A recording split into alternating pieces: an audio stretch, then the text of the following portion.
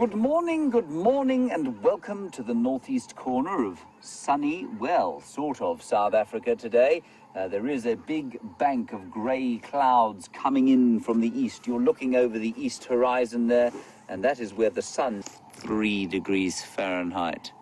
We've got 19 and 66. That's a foul and contemptible lie that the weather reporters told us. Anyway, 19 degrees centigrade and 66 degrees Fahrenheit. My finger's not very good at telling the temperature clearly.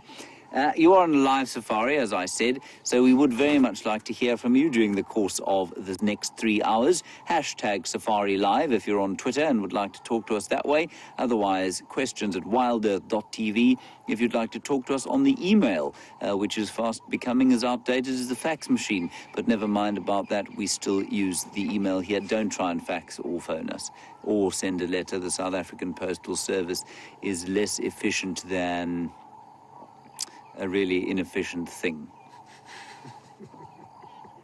Okay, our plan this morning is to go and look, hopefully, for Karula tracks. If we don't find any of those, we're going to head west, terra incognito to the west into Arethusa, and just over to the eastern side of where we are sitting now. Jamie is about to arrive, if I'm not very much mistaken, at a pride of cats.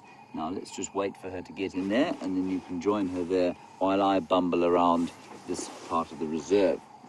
You're most welcome. It's good to have you with us. Let's go and explore and enjoy the wonders of this amazing wilderness. And if you are perhaps a new viewer, there have been a few in the last few days, you are watching... You're watching a drive, a safari, in the iconic Kruger National Park. And because it's live, we've had some live updates. And Chris Rogue, you said you saw a male lion at 5:18 walking across the dam camera towards quarantine. We did find his tracks, Chris. We haven't found him yet. There were tracks, and there has now been a location of another pride of lions. The male hasn't been found yet, so thank you for that, Chris. And then there was Lucy and Miranda. What are you pointing at? Oh, elephants. There are elephants up ahead. Well spotted, Jeandre. They're difficult to spot elephants, you know, being so large. Lucy and Miranda, you say you saw a whole lot of exactly what Jeandre has just found, the elephants, and you say they were drinking throughout the night. Okay, so we're going to leave you now. I'm going to try and get into this elephant sighting. Let's hand you straight across to the Pride of Lions with Jamie Patterson.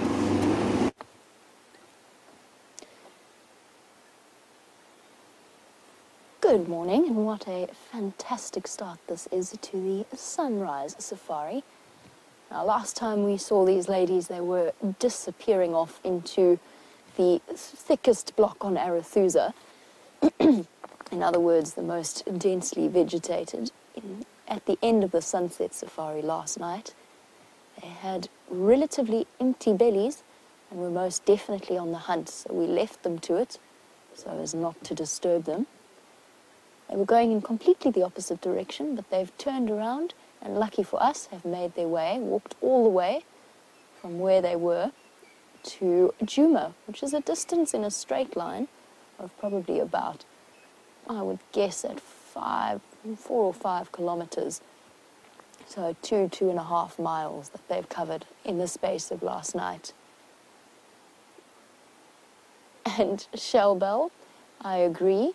I also didn't get to see a hunt yesterday just because we decided it was better for them to leave them be, especially in that particular area. There were lots and lots of impala, and I didn't want to disturb them in any way by following behind. But Shellbell has said that she hopes to see a hunt today.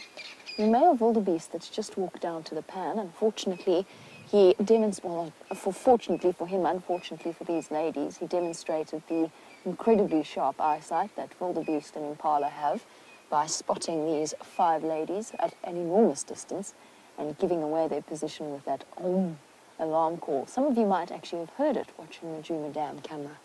But good morning. For those of you who don't know, my name is Jamie, and I have Bryan on camera with me this morning, and we're off to a fantastic sunrise safari start.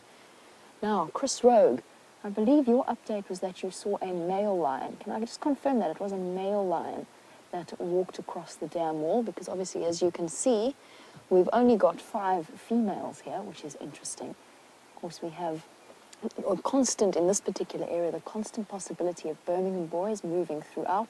They've currently been embroiled in an argument with the Salati males up to the north of our boundary in Buffelshoek. Oh, somebody's up. Let's just have a look at those bellies. Okay, they have eaten. They're definitely looking fuller than we saw them. But of course, there's also always the possibility that the youngster from the Nkuhumas pride, Junior, is back in the area. So Eddie, Abby, you were wondering where he is. The answer is I don't know.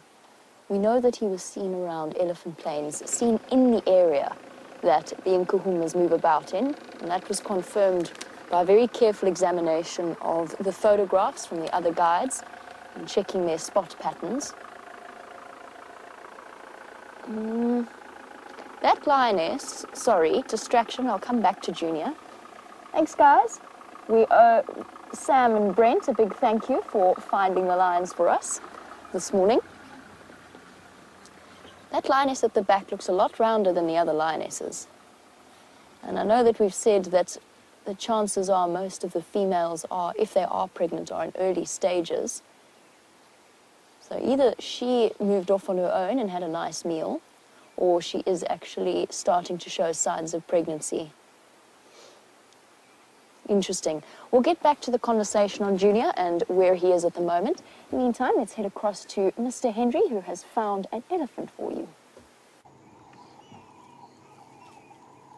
And here are Jeandre's elephants, everyone. A fairly large herd. They have headed into some fairly thick... Oh dear. I've just watched a tree being felled behind us. Hang on a second. Let me move slightly. That's it. Not a good day for that tree, everyone. Looked like a false marula tree.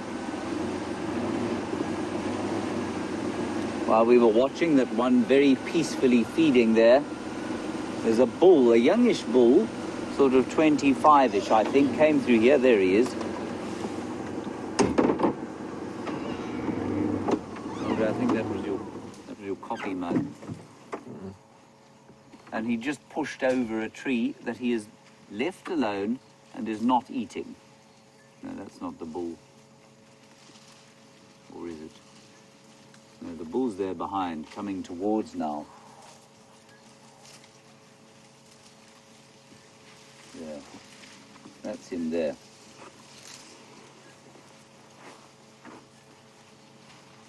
Now, as we came through here, that elephant that you're looking at now lifted her head and opened out her ears, as if to say, what do you want?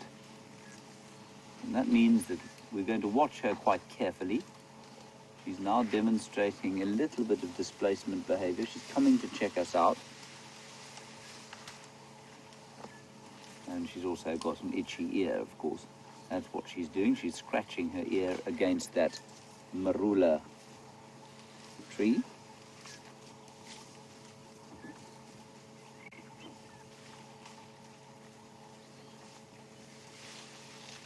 So we'll just watch her carefully. And it looks like she might want to come across the road. So what we don't want to do is get in her way.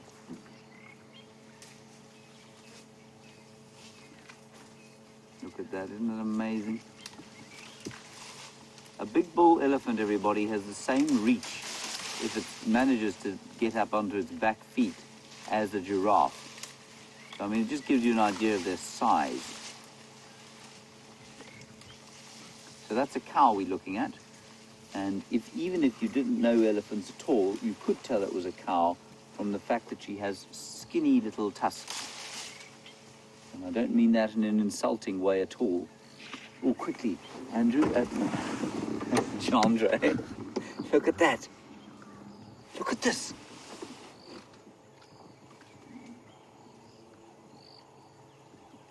That is either dominance display or mating. I can't tell which at this stage. This is incredible. It does look like a... a young bull behind there. They're two bulls. This is very common. That's fascinating, everyone. So that's a big, well, a youngish bull, and what looks to be a younger bull, and they've obviously been having some argy-bargy, which often does result in this sort of thing, where the bigger or more dominant bull will assert himself by mounting the less dominant one. So that bull there, the bigger one, is not that big. He's probably only about 17 or 18 years old. And so he's much too young to be mating by now. That very large fellow coming behind, however, this is fantastic. Let's just sit here and wait and see what happens. The cow we were watching, together with the rest of the herd, has moved off sort of behind us. Let's wait for these bulls, a whole collection of bulls coming down the road. And they, of course, are spending time away from the nattering of the cows and the mewling of the young calves. And this is just generally how it goes. It's exactly like human society. The teenage boys will like to sort of pretend that they're independent and keep away from the rest of the herd for a little while. But there is no questioning who's the most dominant bull in that group. And we are right in his path, so we'll have to assess whether we are going to move or just call his bluff. I don't think he's that old. I think we'll just sit here for now. Monkey Man, you're interested in the biggest elephant that I've ever seen.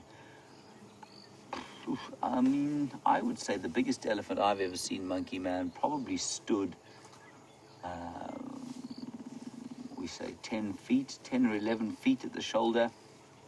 It's very difficult to say, which elephant it was, because, I've seen a lot of elephants, very luckily, in my career out here.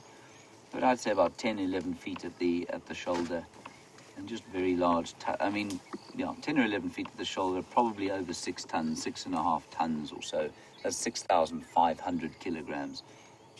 This elephant coming towards us now is probably about, I'm going to say 8 feet at the shoulder.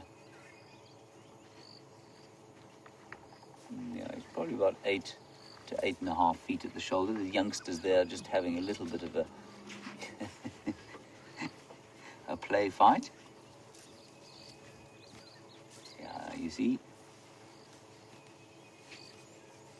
just trying to sort out who's who in the hierarchy. And with elephants, it's very simple. The bigger you are, the more dominant you're likely to be able to be. It's like human beings, really. And here comes another little piece of the herd walking through.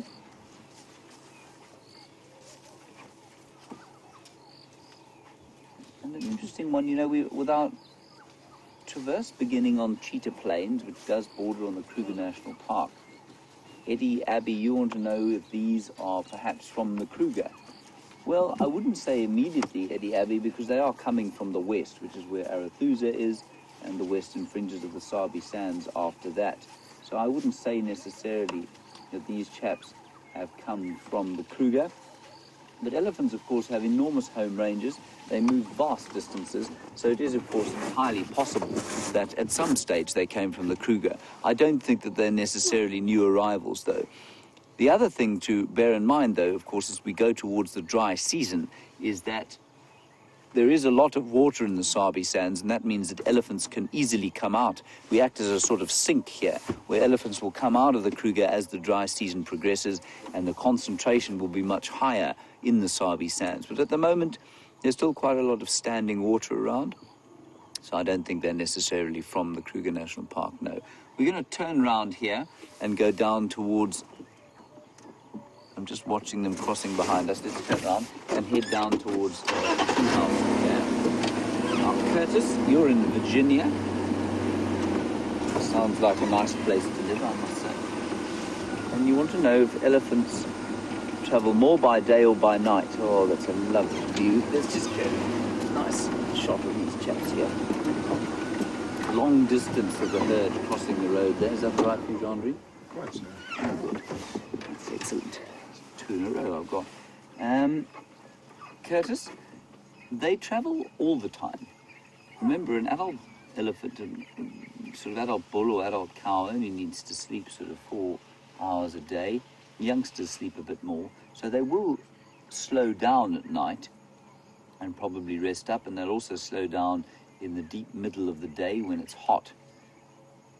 But like just about all the animals out here, they will move mostly sort of crepuscularly around the dusk and around the dawn. Right, well that is a bull, as you can see, and he is quite excited by life at the moment. He's certainly not in must. Now, he's a youngster, so he's probably about 18 to 20, like I said. And there's a bigger bull behind, no, that's a big cow behind him. There you go, that's an idea of his size. So although he's an incredibly large animal, a big cow behind him, this gives you an indication that he is not a mature bull yet.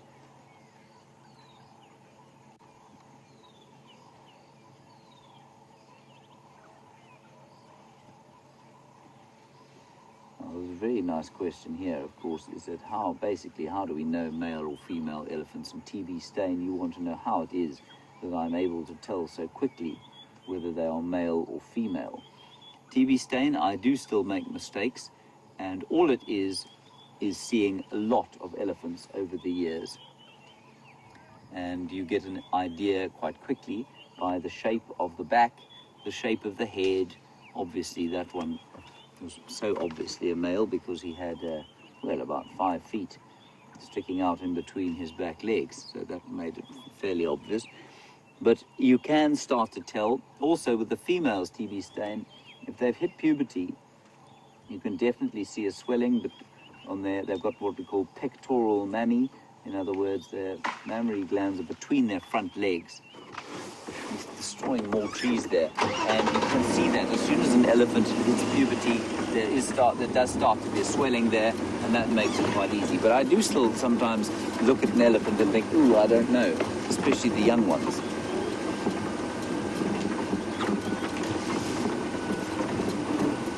But it's very similar, TV Stain, as if you, if 2 human children are dressed up in exactly the same clothing, it's often not possible to tell whether one's a boy or one's a girl if they've got the same haircut. And, well, you know, you don't see little girl elephants playing with dollies and little boy elephants playing with trucks, wearing pink and wearing blue alternatively, so it can be very difficult. They do look the same until they hit puberty, and those different sex hormones take over and create the secondary sexual characteristics that are distinctive of male and female.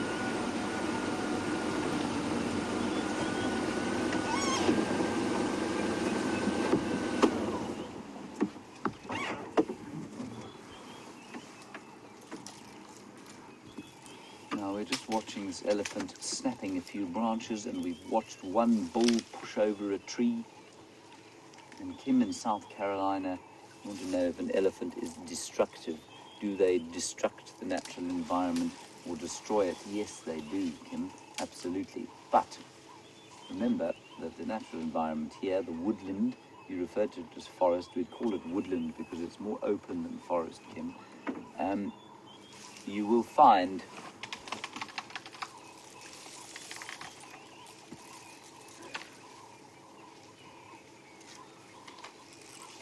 Kim, that I just lost my train of thought completely there. You will find that the natural environment here, the trees, the woodland, has adapted to cope with the destruction that elephants wreak. So, if Jeandre pans slowly to the left of where he is now, yes, very nice, Jeandre, what a lovely pan that was. You can see that great thicket there of trees is actually only one tree, mostly. For the most part, that's one tree. It's been pushed over probably 10 or 12 times by elephants, and it's regrown from the base. You can see it's got lots of different stems from the same tree. And so, although, yes, elephants unquestionably change the structure of the vegetation here, Kim, There's no question that the environment has adapted to cope with elephants. And that's very important to know, of course.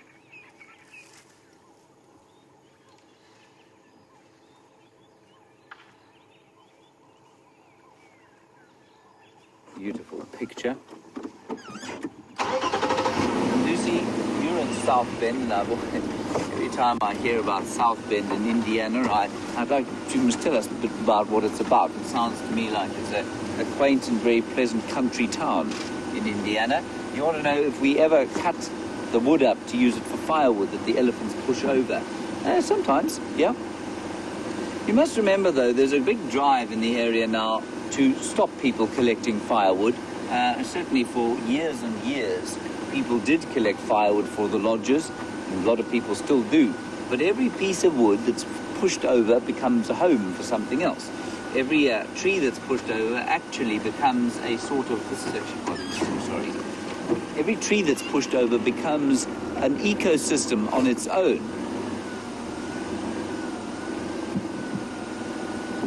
See that white stuff on the ground there, Jeandre? Now, a little while back, somebody asked me... Oh, that's just foam.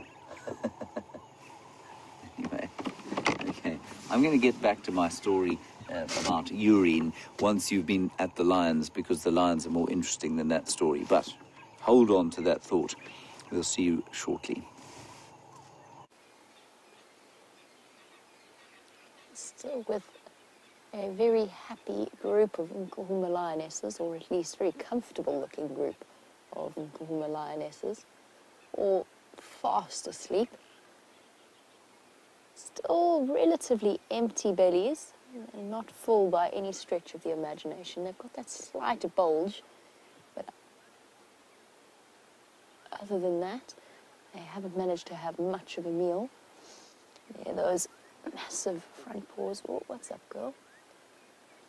They've been every now and again looking up and glancing backwards in sheer irritation at the wildebeest that's been standing staring at them going woof, woof, constantly.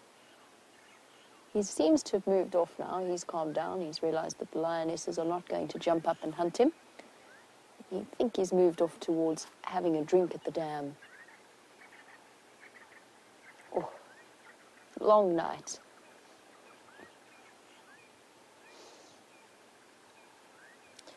I touched on the fact that I thought the lioness that lifted her head might be pregnant.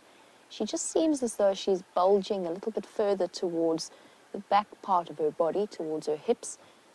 And her nipples are slightly more prominent than when I last saw her. She just looks like she's had more food than the others. And I think that might be a sign, early sign of pregnancy. We'll have to wait for a week or two before we can 100% confirm it.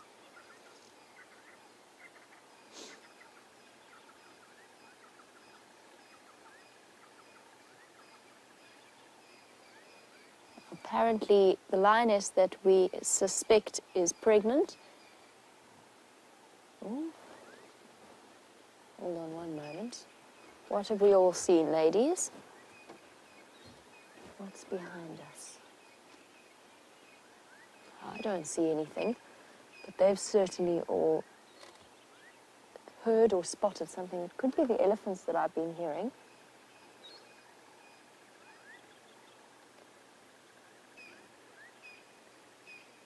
There's nothing like a lion going from fast asleep to intently focused and then drooping eyelids again. It's always interesting. You hear a parrot whistling away.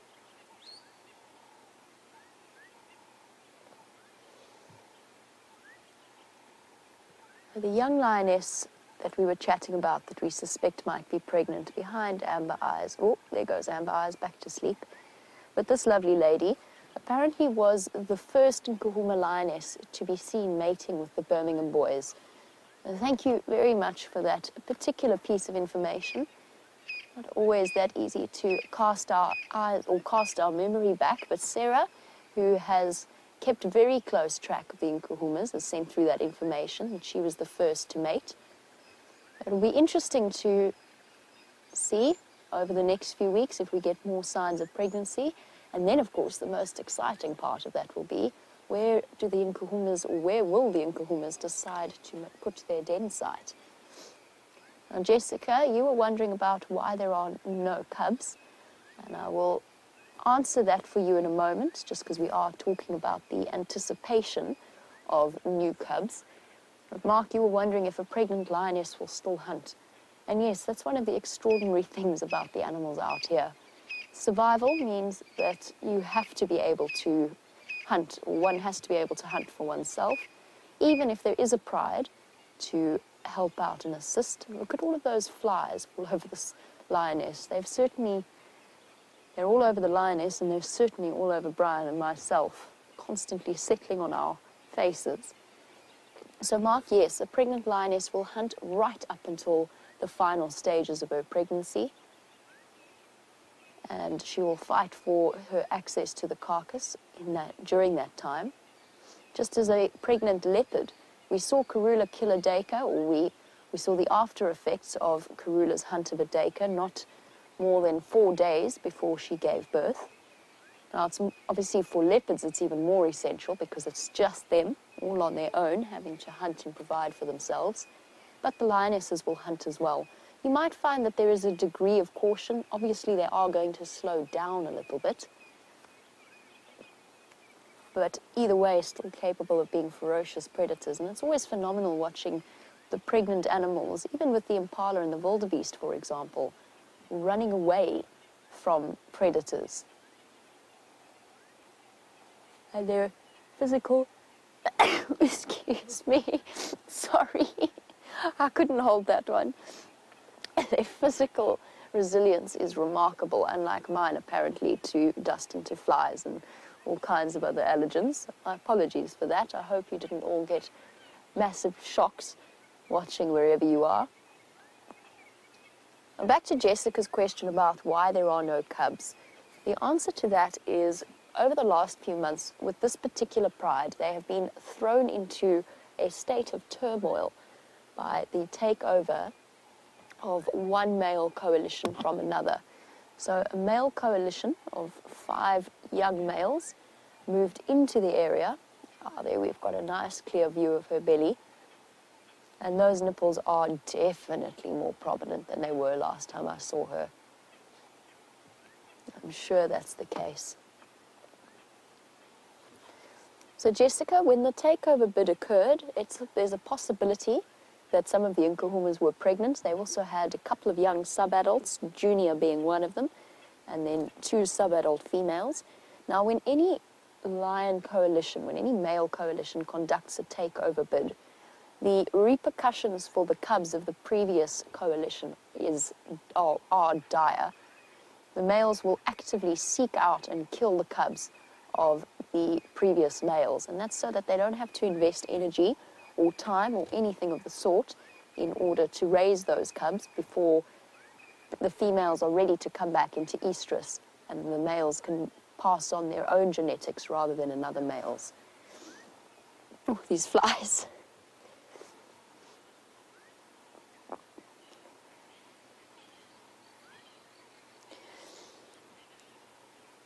So Jessica, once that has occurred, once the males have killed off the females' cubs, it will immediately bring the females back into estrus. However, in a very clever twist of biology, most of the time that is a completely false estrus. Basically, they're to pacify the males. It's elephants, that's what they've been looking at. They're to pacify the males to stop them from doing any more damage to the pride. And of course, the Nkuhumas very sadly lost 2 adult females actually, one before I started and one whilst I've been working here, and one of their sub-adult females. So the false estrus just allows a time for things to settle it down and for the males to actually establish that they can maintain it and look after a territory. We also have a question on the subject of cubs about whether or not, or exactly what the sex ratio will be in terms of males versus females and the skew of the ratio. And the answer is lions will have about a 50-50 split between males and females. And their mortality rate is about the same for that first year of their lives. And then after that, there was a specific, sorry, let me just turn Mike down a little bit. Now once they've gone past that sort of year age, or just along from a year to a year and a half, the male's mortality rate is much, much higher than the females. And that's because once they hit sexual maturity, around 2 years old, there's always the risk of a pride takeover. The males are more likely to be killed even at an adult age than the females. And once they move off on their own, then things become very, very difficult away from the pride.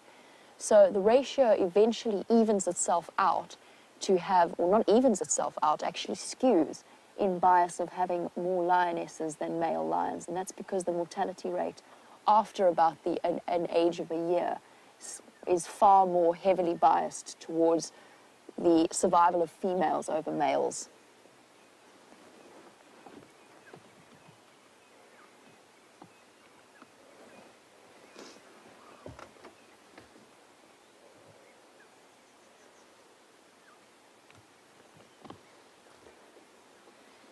The wonderful thing about the lioness's behavior and the way that they respond out here is how, as you can see, our big cats are, in general, perfectly comfortable with the presence of vehicles. But Nick Jones was wondering if that changes ever so slightly. Does a lioness's behavior change once she has cubs? Will she become maybe more fearful of vehicles or more aggressive? The lioness's behavior does change. They are exceptionally protective, and bear in mind how scary it must be being a lioness trying to protect such vulnerable little cubs. And lion cubs really are just totally, not useless bundles of fluff, but you get the idea. They are very, very vulnerable when they are first born, and it becomes her sole responsibility to care for them in those roughly the first 6 weeks of their life. So she will separate from the pride before and looking after the cubs before she introduces them at the end of that 6-week period. During that time, the lioness can be somewhat unpleasant to meet on foot. Now, with walking lions on foot, the males are always less dangerous than the females. The females are actually the ones who make the most noise and can respond with the most aggression in the way that we view it. So you really, really do not want to be between a lioness and her cubs. That being said, with vehicles, you might need to give them a little bit more personal space, but other than that, they are perfectly relaxed and content to have us watch and observe them. So that's something for us to really, really look forward to. Once those cubs are out of their den site, out of the hiding place, we'll be able to spend some really serious quality time with the lion cubs, and hopefully more time than we got to spend with the poor Styx cubs in the middle of last year. Let's head back across to James. It seems as though the elephants, just like yesterday, are all over Djuma. So we've got a new elephant herd here that we've just found. We left the others browsing peacefully through the woodland, and here is a trunked, not trunk-eared bull. And he's standing only about, I'd say, maybe 5 feet from us, 6 feet from us. He's a young bull as well. And his ear has gone floppy. There's some kind of breakage in the cartilage that he has there, and that is not uncommon. He's got a bit of an injury on the back. 2 injuries. There's one there and one just above it. That looks to be from the tusk of another elephant, I think. So he's obviously been having a fight with a larger, more dominant bull.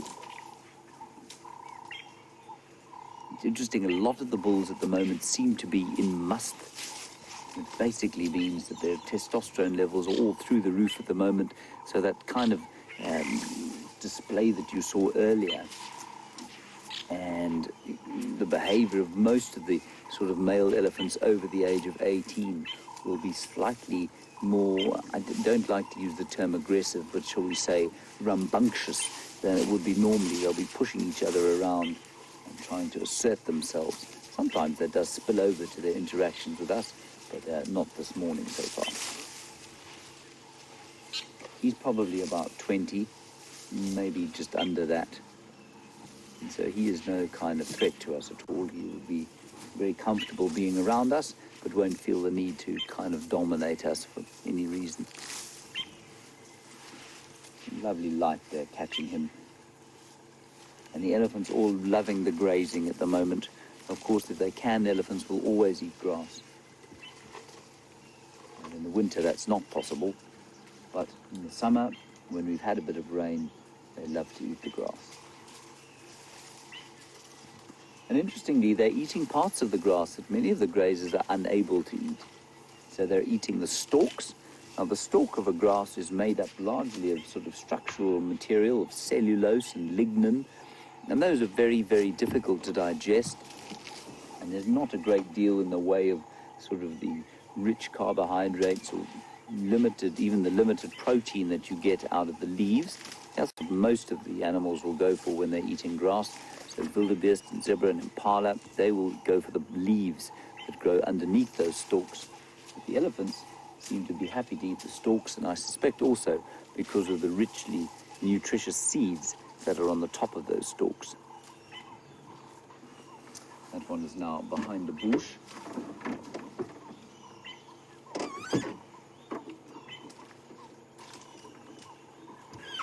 Interesting question from Dina, and I think it's a very astute question. This elephant who's at bottom, we can now see, is... Oh, here comes another one, Jeandre, just straight behind the bottom of this one. Here we go. Dina, you want to know if perhaps the floppiness of his ear will make a difference to his ability to cool himself. Now, for those of you who don't know what that means, elephants flop their ears or plait them to and fro in order to cool the blood that flows into the ears, and then it flows into the brain. And that keeps the brain cool on a hot day. And that's, of course, the most important organ to keep cool. And Dina, you want to know if I think that the floppiness of his ear will make a difference. They're just greeting each other there, you see, trunk in each other's mouths. Dina, I imagine it probably will make a slight difference. I don't think it will affect him necessarily too badly.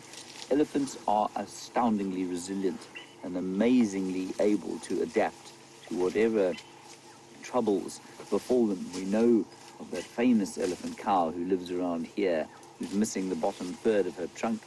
And she's, I thought when I first saw her, I was astounded that she'd made it as far as she has. You know, without that very prehensile tip, I mean, it's the most important appendage or organ on an elephant. Without a trunk, an elephant couldn't survive, you'd think. Anyway, she gets on just fine. And she's adapted. The muscles in her trunk have adapted to become more dexterous in that particular region of the trunk. So I've got no reason to believe that, although this elephant's ears won't be as effectively cooling as the one that we're looking at now, I think that it probably won't make too much difference.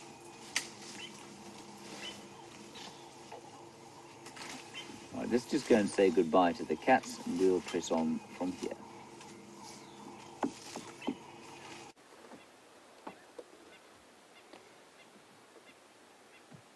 Lioness is still pretty much in the same position that you left them in.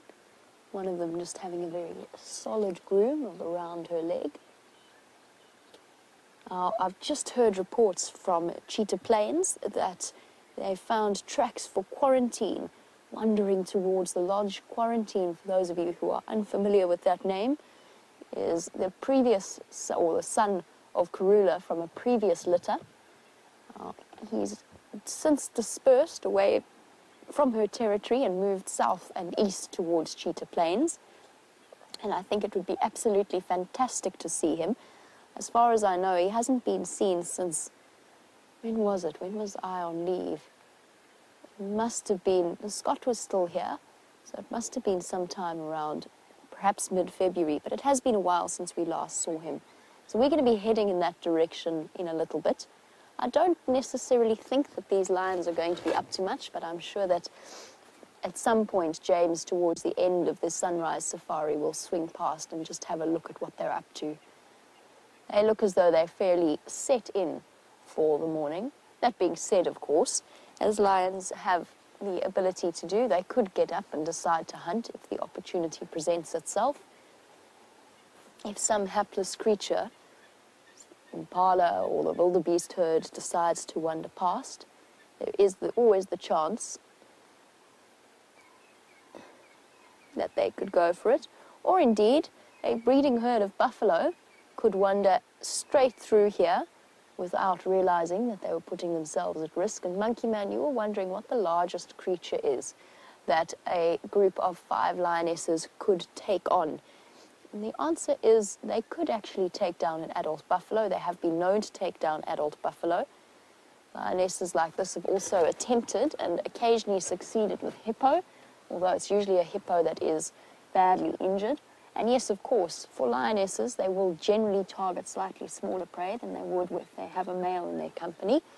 But other than, oh, flies, goodness, get off my eyelashes. But they are capable, and if the opportunity is there, they could tackle something as large as a hippo, provided that hippo is a little bit weak and a little bit injured, or an adult buffalo. However, they're more likely to go for a female buffalo or a young buffalo calf or a sub-adult buffalo calf. Something of that size would provide 5 lionesses with a really good meal. Of course, the more lions there are, the more mouths there are to feed, and the bigger the prey that they need to go for. That does not mean that they will not target an impala, for example, if it walks past. It just means that it won't provide them with a very solid meal. I'm going to race off towards Cheetah Plains now. I'm sure we can catch up with these lionesses a little bit later. While I do, let's head back over to James.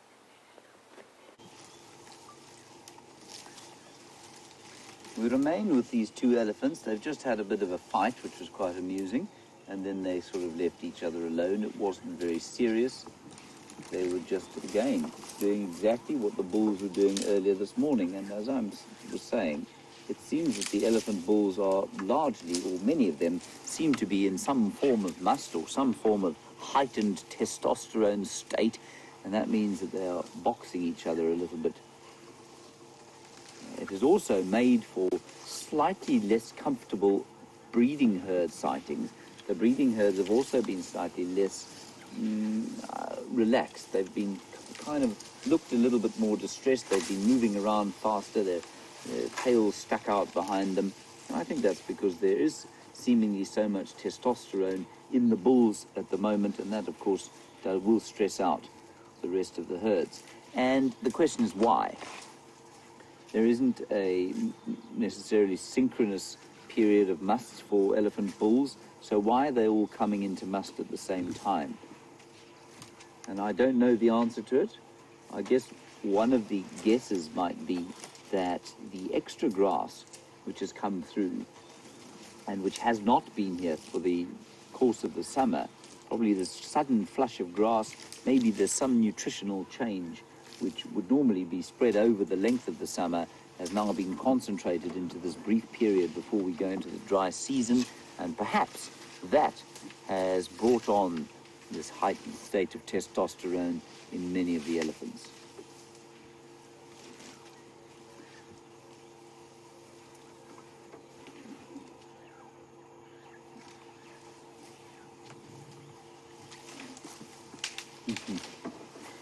And we talk about bulls and cows and calves, and sometimes in other animals we talk about ewes and rams and lambs.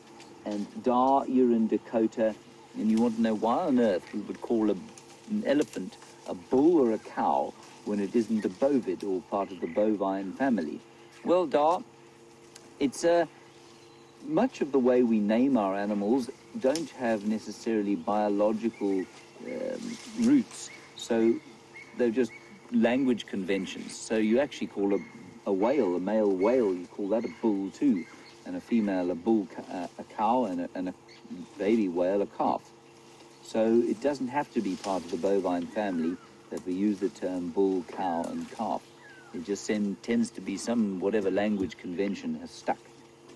So out here, rhino, hippo, elephant, all the bovines, and all of the antelope up to the size of a nyala, it's bull, cow, and calf. Below the size of a nyala, it is ram, ewe, and lamb. And then as soon as we move into the predators, well, then it changes. So basically, any herbivore out here would be known as bull, cow, and calf, up to the size of nyala, and below that size would be ram, ewe, and lamb. Just a gorgeous shot there from the highly skilled Jeandre, who is going on leave today, if you can believe it. I don't believe Jeandre deserves any kind of leave, but anyway, there it is. And a beautiful shot of the light just touching through those green trees there. I think that's just a stunning shot. It's very arty, Jeandre. Thank you, James. It's a compliment I paid you. Did you notice Remarkable. that? Third one in 2 days. Third one ever. Yes, but in 2 days.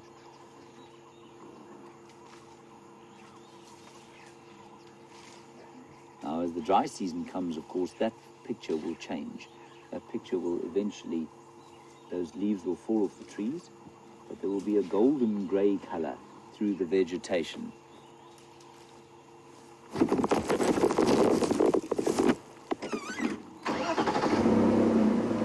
And just move back a bit.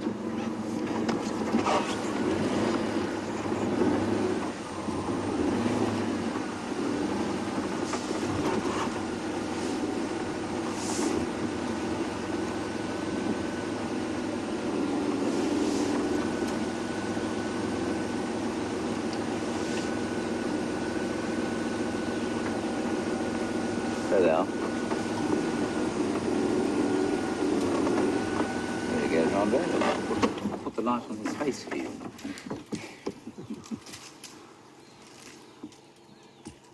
And yesterday, or 2 days ago, sorry, we did a sunset scene where we had a gorgeous setting of the sun. Oh, look at this elephant now, trying to show how big and strong he is. This is wonderful. And this tree was pushed over by elephants, no question, some time back. And you can see I was just talking about how the trees struggle to, at least don't struggle to survive with elephants around. They've had to adapt.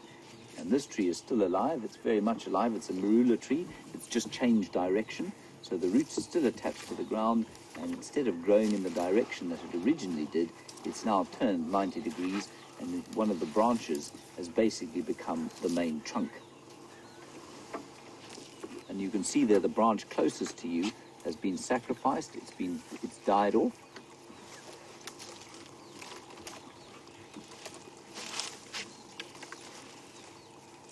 Very wasteful eating there.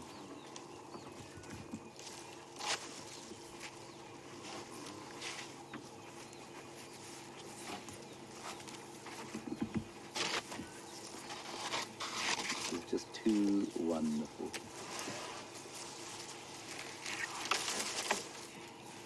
With the sun touching them. I was just mentioning that sunset because of the feeling of the African sun on your face in the morning and in the evening. As it's touched these elephant faces, so has it touched mine. And Jeandre, and this elephant is now scratching himself in an inappropriate fashion, of course. You shouldn't do that in public, my friend. It really is it's not becoming. Mm-hmm.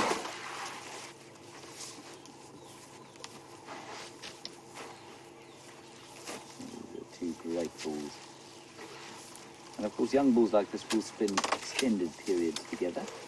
And I was talking about how they seem to have this heightened testosterone and that there seems to be some kind of synchronicity with it, that they have come into these either early stages or pre-must stages together. And Fiona, you're interested in whether the females will come into estrus at the same time. No, they don't really. You know, they don't necessarily have a synchronous estrus cycle because, of course, they all give birth at different times and, you know, their calves survive and die at different times, wean at different times. And so I think a little bit like human beings, the breeding season is not necessarily synchronized, but I suspect that if two females don't have calves, it's quite possible that their estrus cycles might semi-synchronize. This marula tree has had more than its fair share of elephant attention over the last little while, I feel.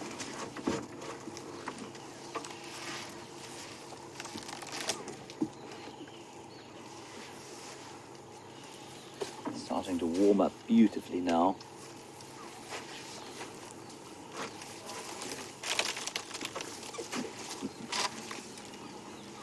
James, Richard, I will get back to you. You said I didn't finish my urine story. Fascinating as it's going to be. I'm going to leave you hanging a little bit longer. James, Richard, I will tell it as we drive along towards Arathusa a little bit later.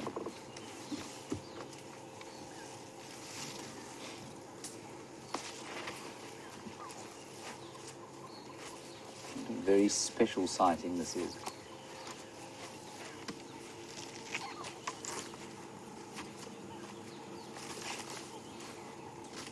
And as you say, X-Ranger, you say it looks and sounds like bliss, and it is. Mainly because we're in the presence of two magnificent animals who are totally unaffected by our presence, who have allowed us into their space. And as the sun starts to warm the earth, they're just going about the things that elephants do without worrying about us. And that's a tremendous compliment, I feel, to us, and a tremendous privilege for us to enjoy.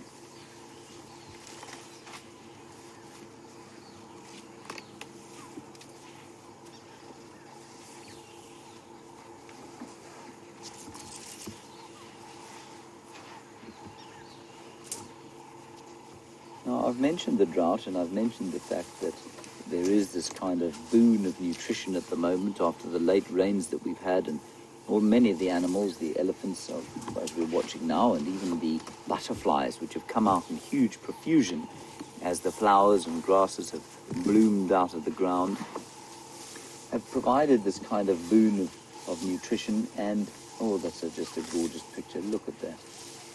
Isn't that amazing? Stunning, Jeandre. Full compliments. Wow. Sorry, Georgiana, I will get back to you.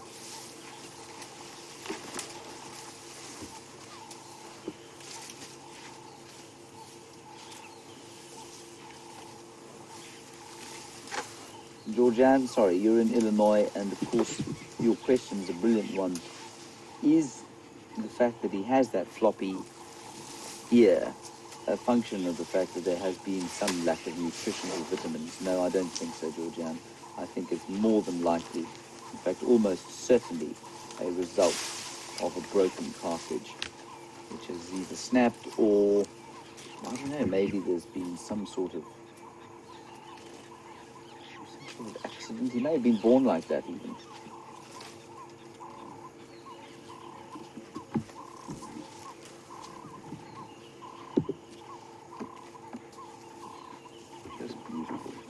Sun starts to warm the earth, of course, so the birds start to sing.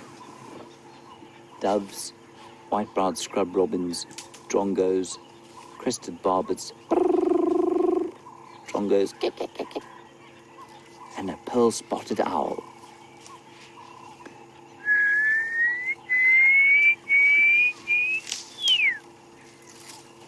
He's calling now.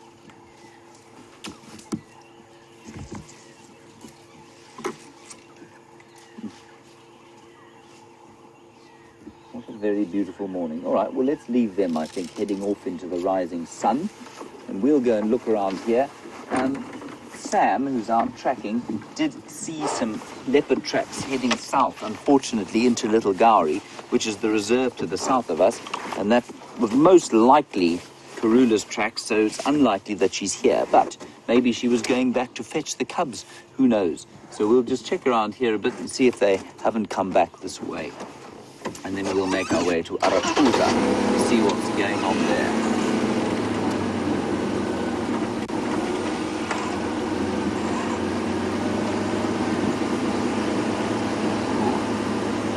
A couple of inquiries coming through here that I can't answer, which are the best kind of inquiries, of course, because we all learn together. The first one I can.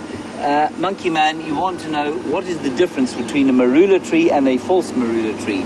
Well, I mean, biologically they're completely different. They're not even in the same family as far as I'm aware, but they do look relatively similar. Once you know the difference, it's very difficult to mistake them. I will attempt to find you a false marula. Marula will be easy, but there are not that many false marulas around this section. Lots more in the east of the reserve. But I will try and find you a false marula. Basically, well, let's find a marula tree first, and then we can discuss the difference. And then, James Richard, we will discuss the great story of the urine.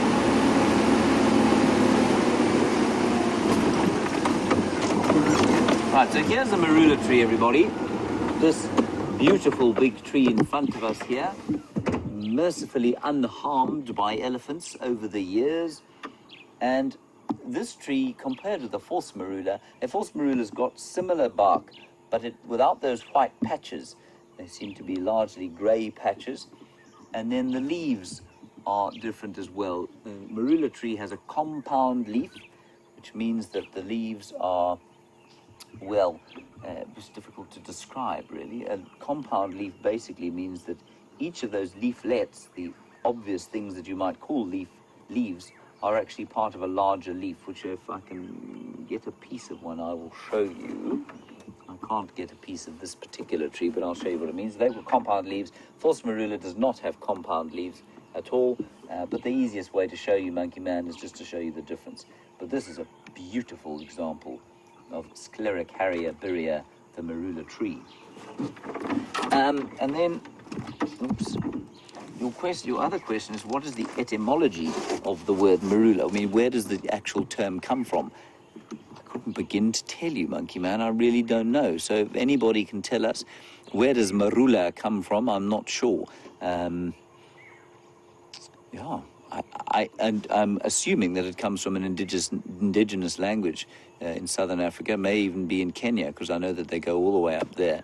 So who knows? Be fascinating to know that. Thank you, Monkey Man. Okay, right, we drive along.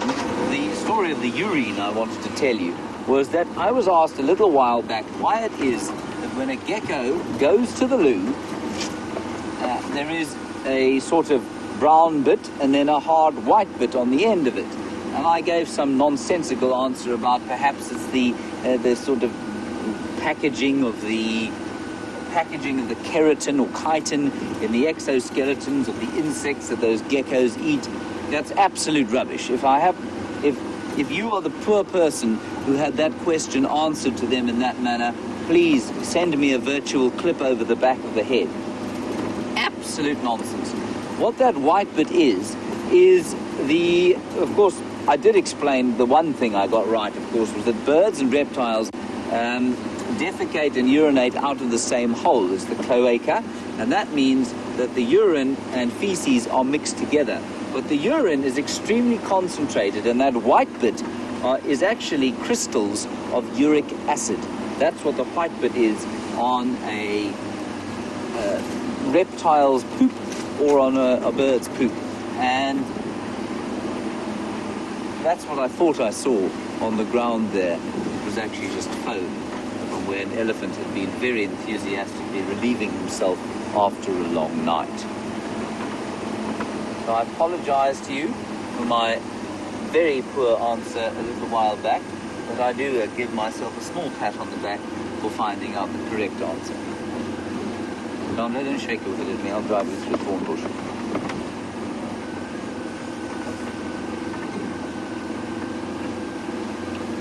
And Marla, I have not actually. You want to know if I've found out the names of the name of the leaf that I picked in the Kruger the other day. And Marla, I haven't. And the reason I haven't is that my really decent tree book is not actually with me anymore. And I haven't managed to find it in any of the books that I do have. We will keep searching. And for those who don't know, what I did when my first trip to Cheetah Plains was to find a tree on the Kruger National Park boundary, and I then kind of tried to identify it, and I couldn't find what it is. So I'm still searching, Marla. Thank you for that. Hyena tracks going down this road. The southern boundary is right up here.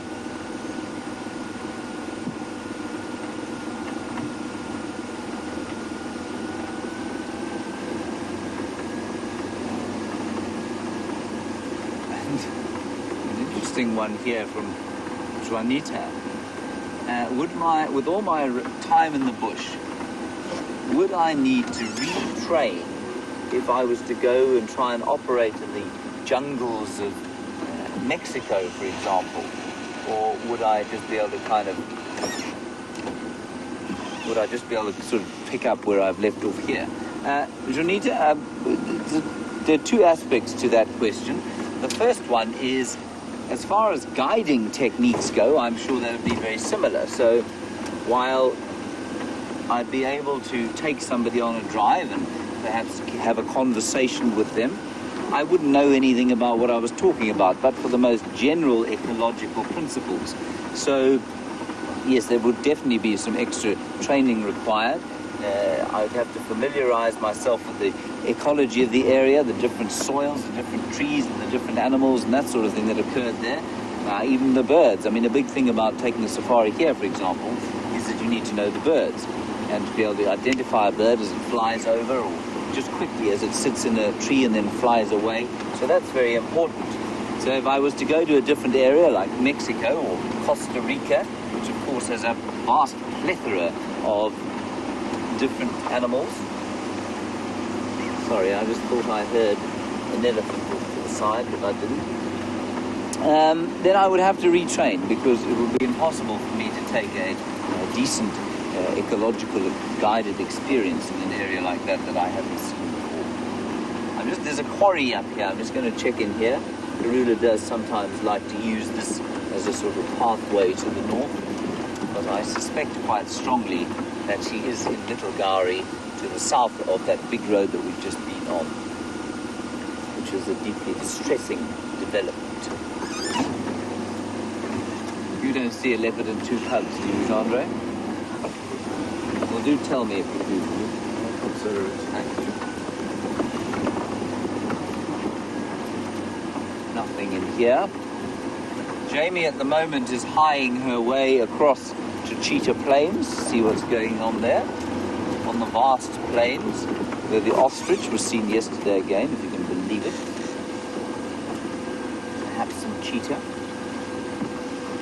And for those of you who are worried, or are thinking about it, Shadow's cubs, still fine, still very little, and we will hopefully attempt to start viewing them in about probably 3 or 4 weeks' time. So they're just over a month old, and in about 2 months, when we're confident that they can climb trees, we will go and have a look at them. Well, assuming they're in an area that we can drive to, of course. Unfortunately, Karulas are not at this stage, which I find very unfair of her.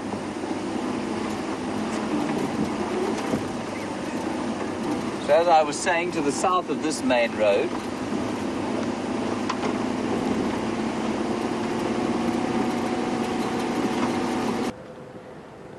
I have arrived on Cheetah Plains, and apparently the tracks for quarantine cross onto Annette's property to the west of us.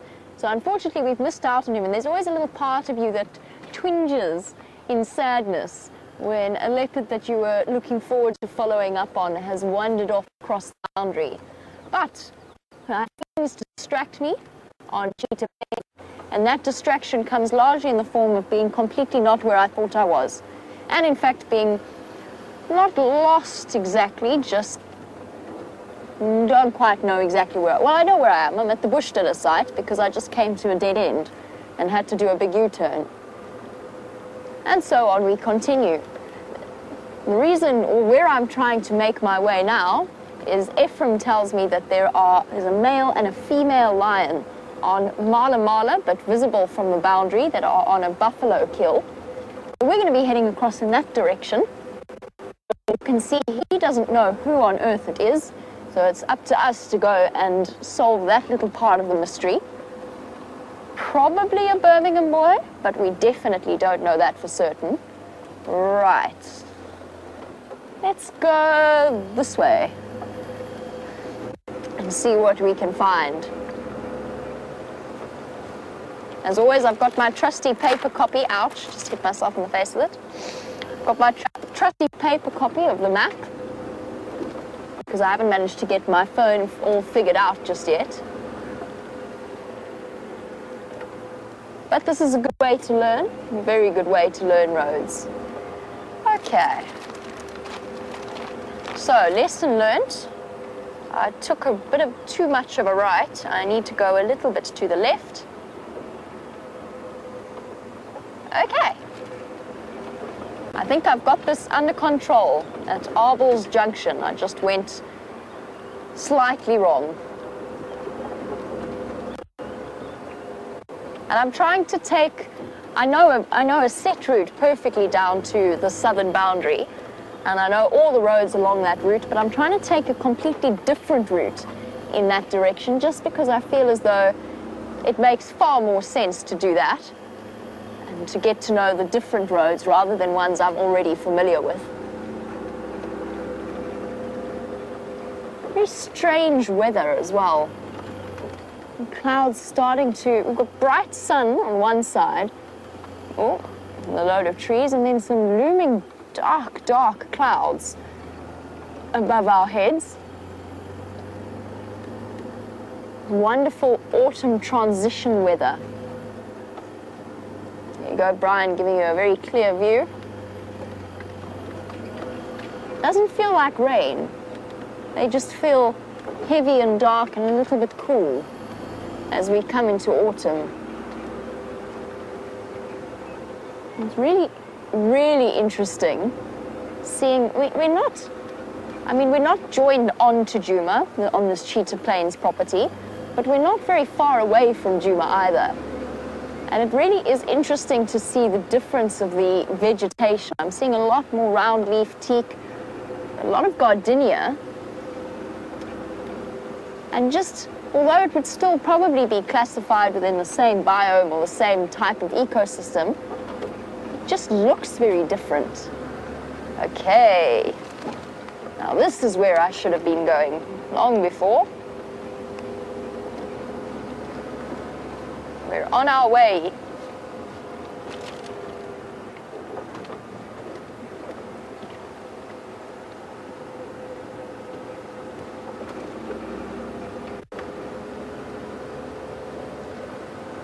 And as we head off in search of some of the big cats of this area, Danita's got a really interesting question and was wondering, with us and our experience in terms of tracking big cats in South Africa, would we, for example, be able to track cougars or tigers or jaguars?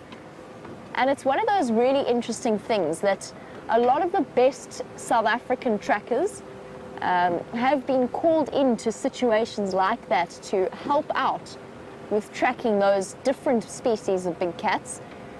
Because yes, the principles are very similar. Yes, the environment is going to be totally different, and maybe some of our supposition about the way in which they operate might be slightly different.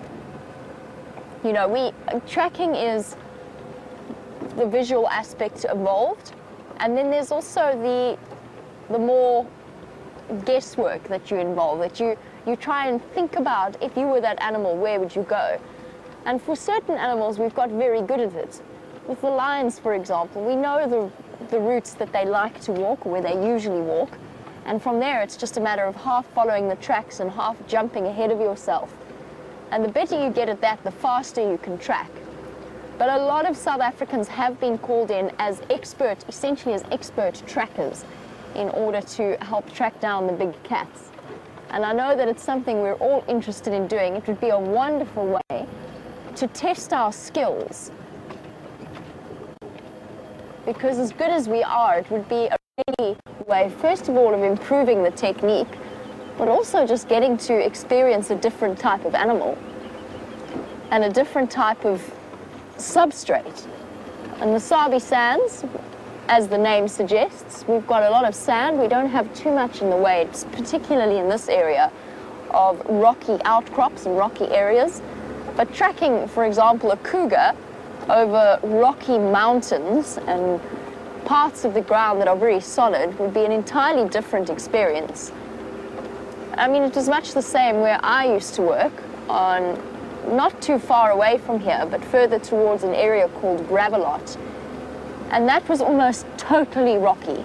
There were very few patches of clear sand. And that was where I learned to really follow and try and guess about where the tracks were.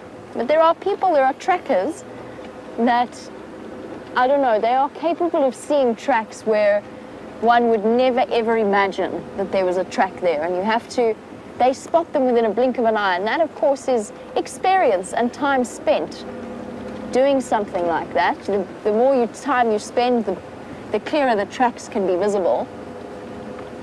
Renius, for example, will point out a track that looks like nothing more than a scuff in the soil, and will say that was a leopard and he turned his head to the left, kind of deal. So whilst I do not claim to be in any way, shape or form a master tracker, I do think it would be a very interesting experience. And yes, you can apply exactly the same principles to tracking the other big cats.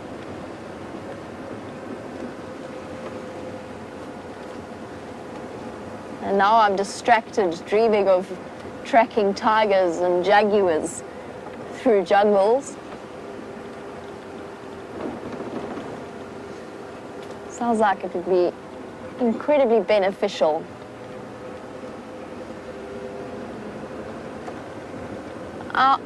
I think I'm on the road that I wanted to be on before. We'll see. When we hit the southern boundary, then I've got it right. If I don't hit the southern boundary, then I've got it wrong. And then we might have a slightly larger problem on our hands, but I can't have gone that wrong. So navigating in these kinds of areas, if you don't quite know exactly where you are, pick a direction and go in it. Because you'll always, for us, we'll always find some kind of cut line or boundary line that tells us where we are. In this case, I know I want to go to the southern boundary of Cheetah Plains. So I've just been slowly taking the southern routes. Every road that takes me a little bit further south, I take.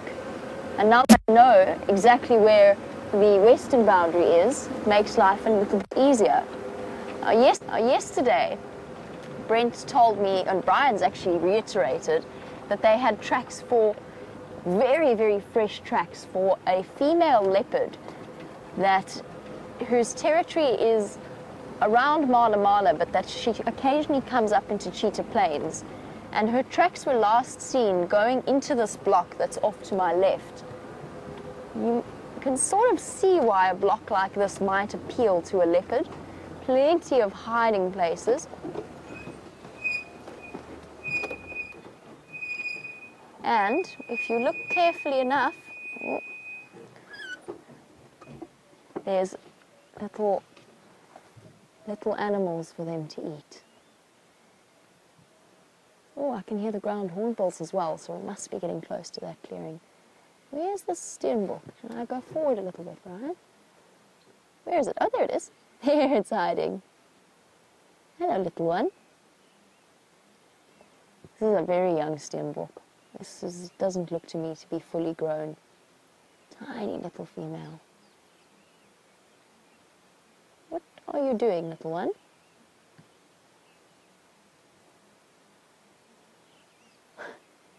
It wasn't... Can't quite work out there if that steenbok was trying to hide or...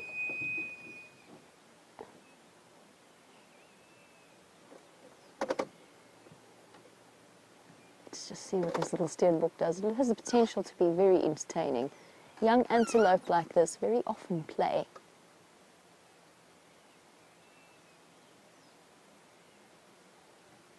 That's definitely not a fully grown steenbok. That's a young female. Whoop. Skip, skip, hop, jump. Hello. You can see how lanky this little one is.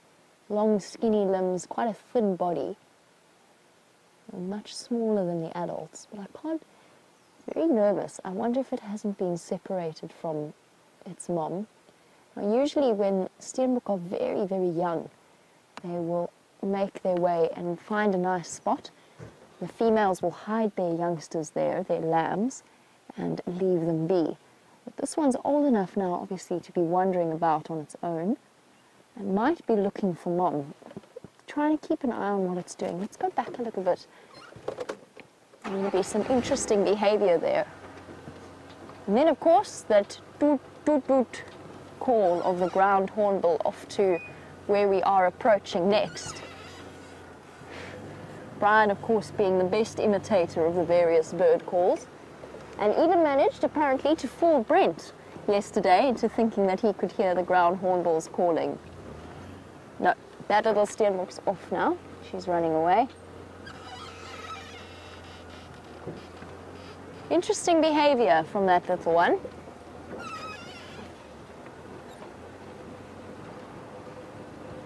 If I had to guess at an age, I'd probably say that steenbok was probably somewhere about 5 months old.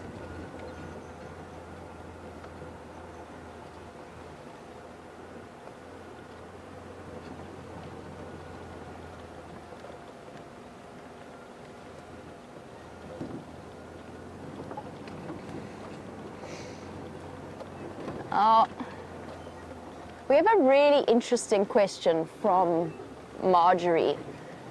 Marjorie would like to know if we have emotions towards the animals, if we worry about, for example, whether or not the cubs survive, or if we get concerned when an animal becomes ill. And Marjorie, it's a really interesting question. Yes, of course we do. We really, really do. And for all of us, we are absolute conservationists at heart. There is, trying to think how best to put this into words. We care about each and every single individual animals. And we have a certain, yes, we have a certain resilience when it comes to dealing with the losses of those animals, because all of us, having spent time in nature, nature comes with the good and the bad. And I think that we recognize that sometimes the bad things you just have to roll with, because if we were devastated by each and every single loss, we probably wouldn't be able to continue working in an area like this. It's not that we don't care at all. Now for me, when an animal, and I'm going to use an example, an area that I used to work in, not the one around Gravelot, a different area, long before I went to university, I was chatting to somebody who works there, and they'd introduced black rhino. We'll get back to this, Marjorie, because James has found the Queen of Jeandre.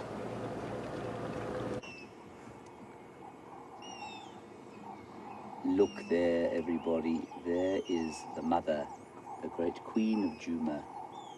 And she's just crossed north onto Jeandre, which is fantastic.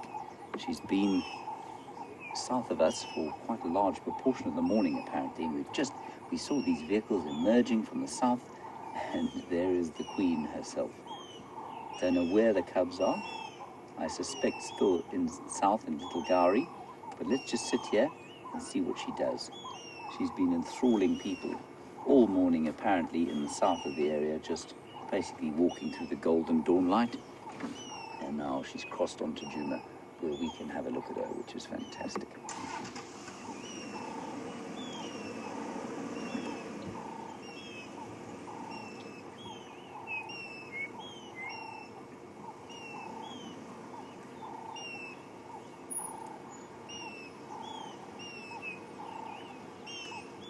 We will get a slightly better view, but let's just appreciate it for now. And take a deep sigh of relief. She lies down in Jeandre. This is the best. Okay. Let's move a little bit closer.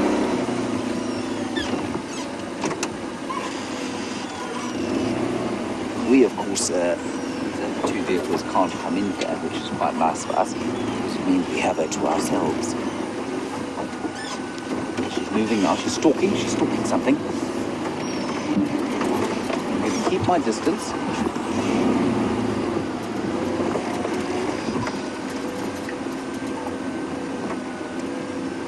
She's moving down into this fairly thick drainage line now.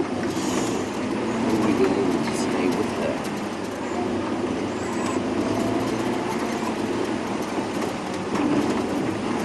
I'm just going to stop here, Jeandre.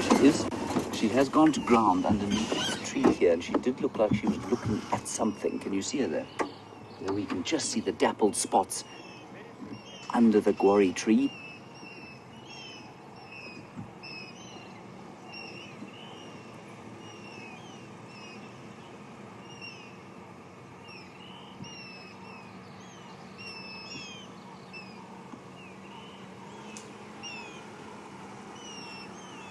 just see the spot. There she goes. Let's just wait and see what happens. She's using now the topography. She's using the line, that drainage line. She's spotted something through there.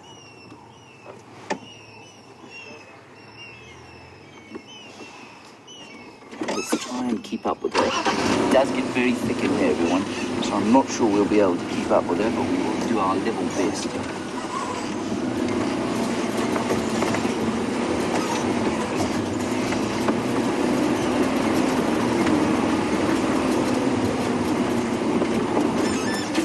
There she is.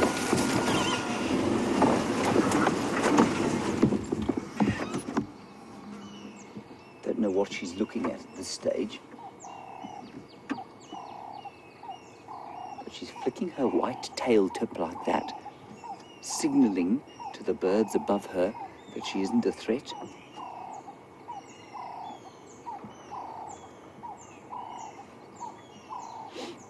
I'm just going to call this in on the radio.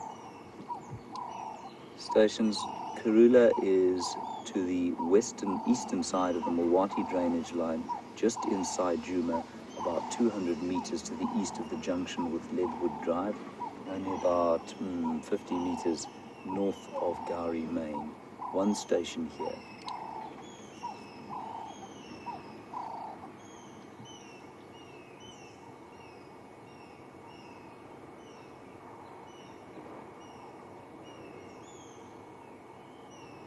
Oh, this is just so special.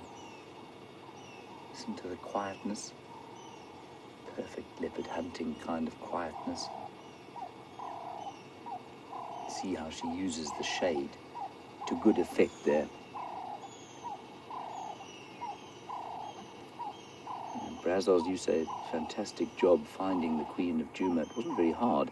We looked down the road, Jeandre and I, and we said, oh, there's a vehicle. Oh, there's another vehicle. And suddenly there were 5 blasting out of the bushes. And she then decided that that was too many, and so she walked in here. And of course, sometimes we do get these sightings where they're right on a boundary, and it's very difficult to control the number of people that are there, because everyone feels that they have rights to it. So she's left the boundary now, come north, where we can spend a bit of time with her.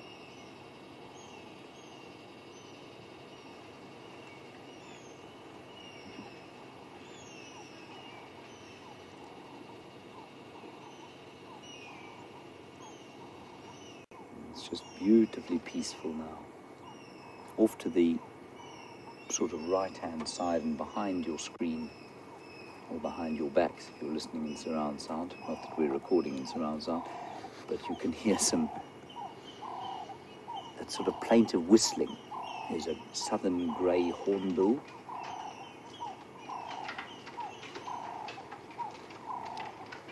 Station making their way to Karula sighting coming.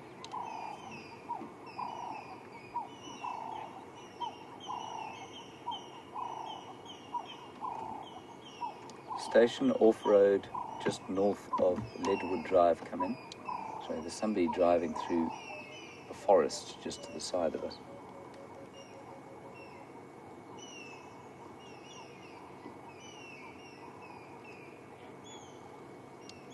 Go ahead, Ephraim. Yeah, she's static here. You come in where you saw me go in, you can get good view.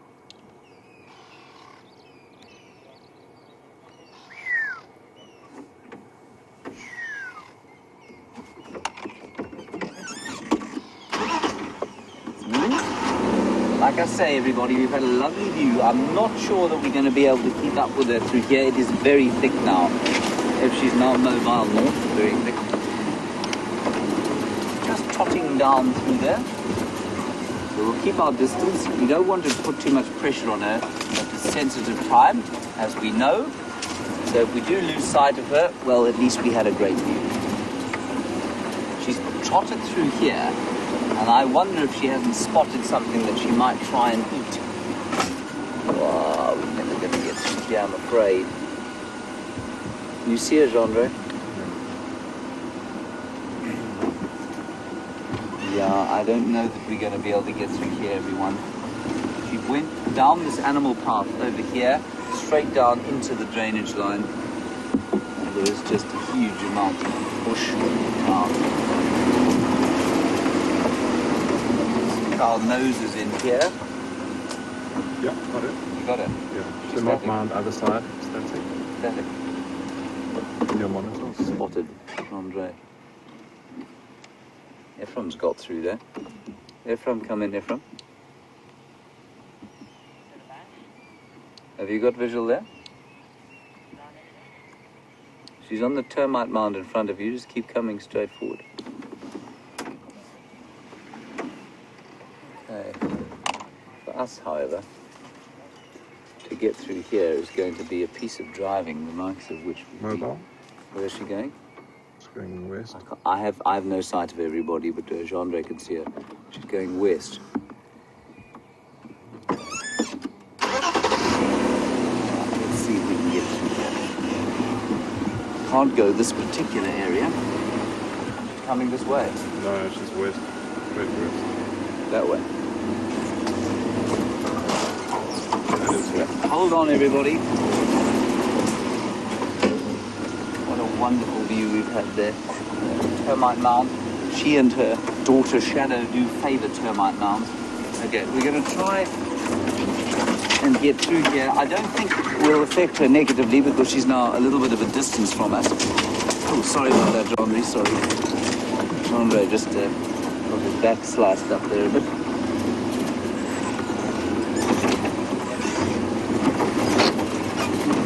Alright, hold on tight. No thorns to the left. And while we get through here, let's go across to Jamie, and so it won't be quite so noisy for you. I'll catch up with you the other side of this drainage line. We have arrived at the southern boundary, and true to form, we have a couple of ostriches on the Mala side of the clearing. We have arrived at the lion sighting. I've just been allowing some of the other vehicles to move away from that. We'll stop for the moment and just take in a bird that we hardly ever get to see, or at least we certainly didn't up until now. The male on the left and the female on the right. The striking black colour of the male, and then a much more subtle approach of the females. That's relatively common with a lot of the bird species, that the male tends to be more brightly coloured. Here you go, monkey man. You are wondering about this particular pair of ostrich. And yes, here they are. On this, basically around the same place where they've been seen over the last few days. And this seems to be their favourite area to be. Staring out across the plains.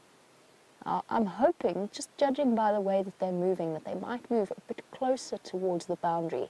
So what I'm actually going to do as they slowly make their way to the north is I'm going to go see if we can get a view of this lion, see if we can't figure out who it is. It is, from what I can tell, it's very far away. So let's go investigate. Let's go drive along the southern boundary, check all the way along, see if we can't spot those lions, and then we'll come back to these ostriches, and hopefully they will keep moving up in this direction, and we'll get to have a more up-close and personal view with the ostriches than we have had up until now.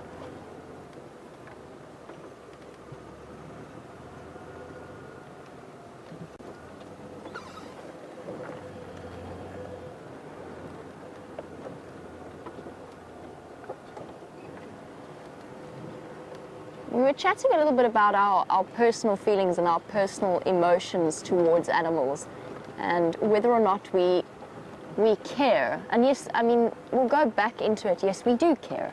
We care deeply. We care about, let's just have a look at this wildebeest while we discuss this. We care about each individual animal, and I was about to tell you the story of the rhino that I used to work with. In this particular case, I received news that one of the rhino had been killed in a fight with another rhino. Now, where I used to work, I've spent probably most of my career, up until working at WildEarth, working with rhino. And I've encountered and found, personally, many poached rhino on foot. And this particular news was that an individual was killed under natural circumstances. Now, my heart broke each and every single time I found a poached rhino. We knew them very, very well. We knew them as well as you guys know Karula, for example, or any of the lions. But it was much more comforting to me and much easier to deal with for me to know that that rhino had died under natural circumstances rather than unnatural circumstances. So for me, when my feeling of injustice and sadness is really rankled, is where human beings have played a part in an animal's destruction. Now I have a very broad overview, and I've had to, and I think we've all had to take a very broad approach in the way in which we view animals out here.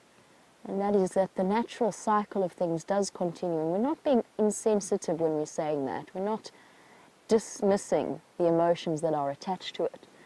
But to know that things are continuing as they have done, as they should be naturally for the last hundreds of thousands of years, is of great comfort. And when you can look at the bigger picture and see something as food for something else or an opportunity for fresh genetics.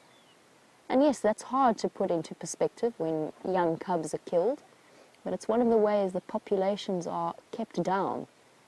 It's not an easy thing to understand, but it is all part of a natural process.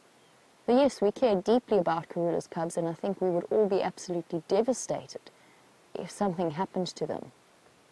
But for me, the greatest injustices that I have faced when working in conservation have been man-induced. And I find them much more difficult to reconcile in my own terms than I do natural deaths. And if we found ourselves broken-hearted for each and every animal that dies, it's a difficult one. What makes the life of a wildebeest less important than those of young cubs? Nothing really. It's just our perception of the animals. Yes, some animals are more common than others, but they've all got that very strong intrinsic push towards survival.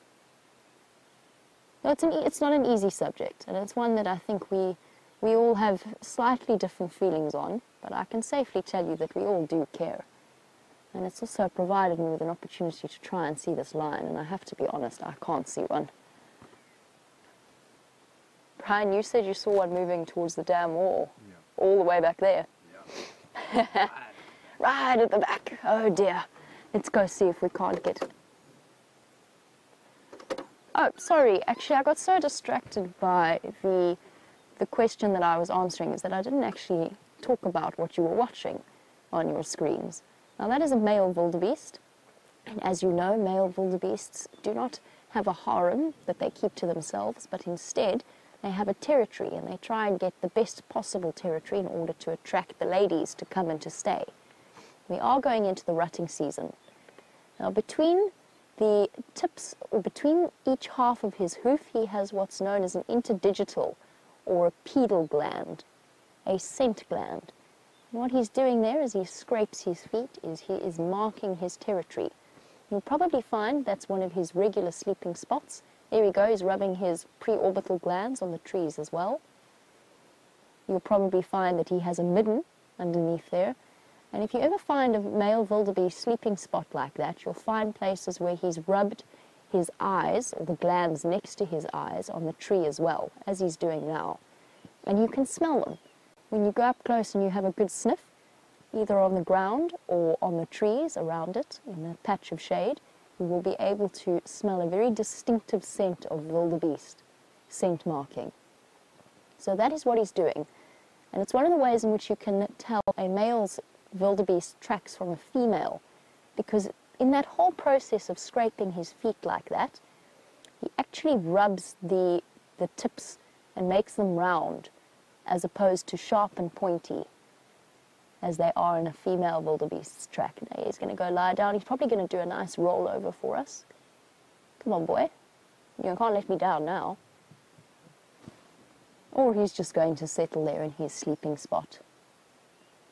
That is what the wildebeest was doing. He also apparently had spotted the lions. So he's well aware of their presence, just like we started our sunrise safari with the alarm calls of a male wildebeest.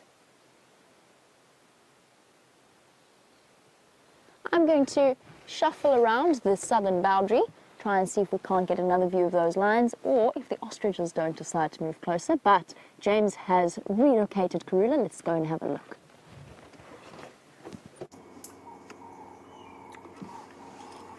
Well, after some substantially adventurous bush diving, where Ephraim was stationed here, very static with her, we managed to get around that drainage line eventually, and there is Karula in the tree. Isn't that beautiful?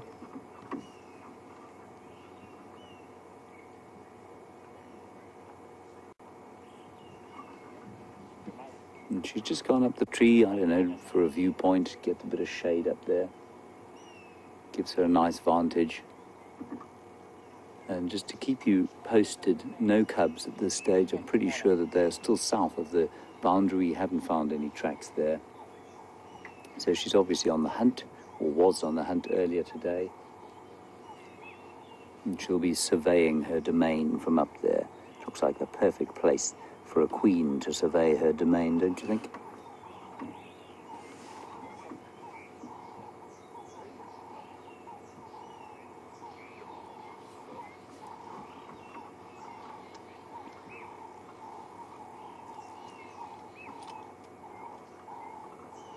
It's starting to get quite hot now. Starting to warm up quite substantially.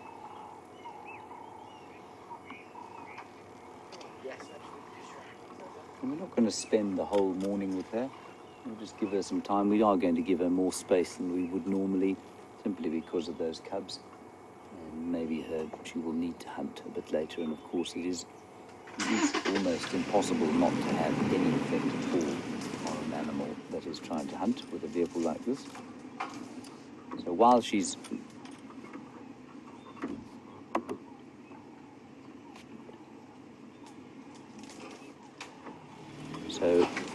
lying in the tree, we will just leave it like we'll wait with her, and if she goes off and melts into this quite thick bush beyond, we'll probably leave her alone.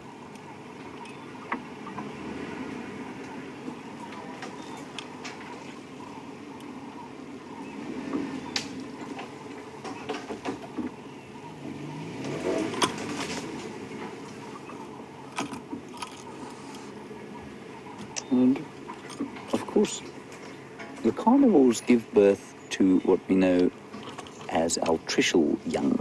That means that they're born blind, they're tiny, they're helpless, they're underdeveloped. Well, not underdeveloped for the carnivores, but they are underdeveloped in comparison with something like a herbivore's babies. And Siberia Zumi, it follows quite nicely onto your question about whether or not there are birth complications that might ever result in the death of the female, and are there statistics about this? I don't know about any statistics. I imagine in a wild population of leopards they'd be nigh on impossible to collect. But remember that because those youngsters are altricial and so helpless, they're also small, which means that the dangers of childbirth, the dangers of a breech birth, and that sort of thing are far, far reduced than when compared with the dangers of a breech birth in something like a zebra, where the fetus is enormous. It's in utero much longer. It's able to stand almost immediately on being born. And so the fetus is that much bigger, and so the complications of birth become that much greater. Now, of course, the most complicated birthing of all is that of the human being. And we're a little bit of an anomaly in that even though our babies are completely altricial, they are in utero for a very long time, largely because of our very huge brain that needs that amount of development. And childbirth for us, of course, is an extremely dangerous thing, and I say for us advisedly, of course, knowing that that will never be a danger for me, given that I'm a man, but for women it is a danger. And for these carnivores, their hips, of course, are totally different from human beings. They're placed in a different way, which makes the birth canal relatively wider than on a human. And also, because they're altricial, they're tiny, and so the chances of something going wrong, even if there is a a breech birth or something like that, are very small. Nice question, that. Thank you, Siberia. I didn't know how I was going to answer it initially.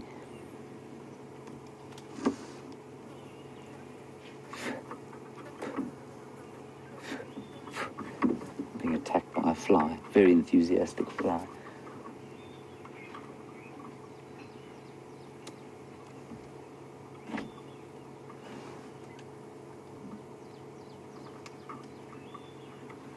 And of course, one of the ways we find out who is who in the zoo here is to collect scat.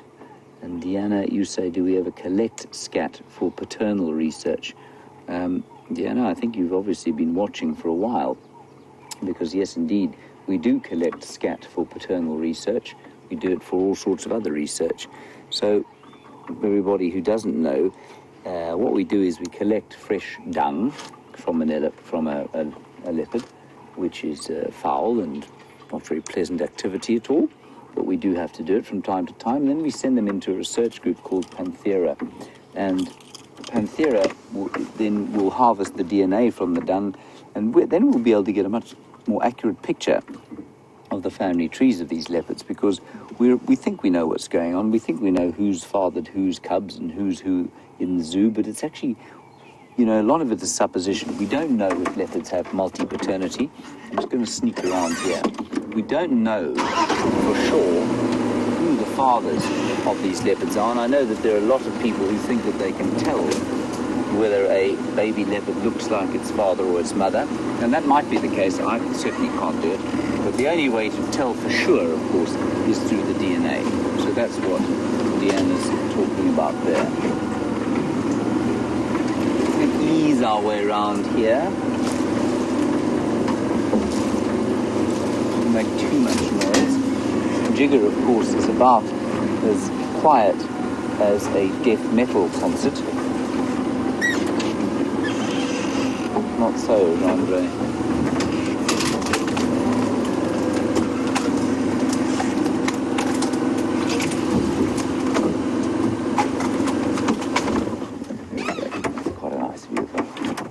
Spotted something through there. I can hear Ephraim kind of soldiering his way out of the block, so perhaps he's watching the Land Cruiser full of Ephraim's guests and thinking, gosh, all that for me. Or more likely, thank goodness I'm almost alone again. There she is. Hello, old girl. 12 years old now, everyone. So this will in all likelihood be her, well, if not her last litter, her second last litter. That's assuming they survive, and so far, she's done very well with them. I think it's highly likely they will survive from this point.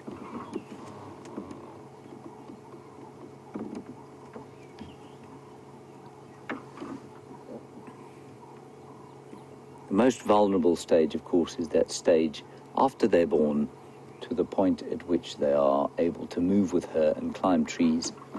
And they're almost beyond, I mean, they are pretty much beyond that stage. They can climb trees now. They can move with her if they have to, so she can take them to kills. They will be that much more likely to survive in about a month's time when they're 3 months old. She has got a couple of nasty-looking ticks on her neck. One under her right eye.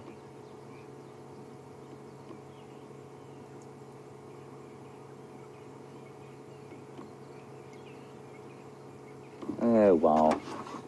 Wonderful stuff. On Cheetah Plains is Jamie with the largest bird in the world.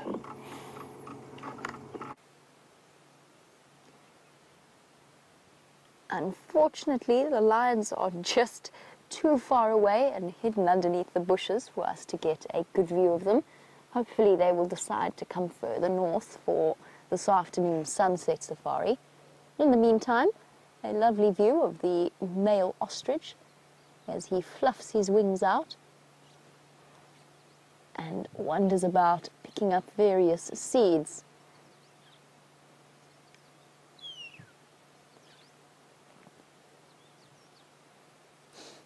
And that sort of front-facing glance that he gave us, with his head up and his wings out, can be quite an intimidating thing when you're faced with it up close, particularly on foot. And that's largely because an ostrich with those powerful muscular legs is capable of kicking with immense power. Now, an ostrich has two toes, one very large, very clawed one, and one slightly smaller one that lies off to the side. Joshua, you were wondering if there's any other bird in this area that has feet like an ostrich, and the answer is no. They are completely unique birds. There's no other bird that you think of in this area.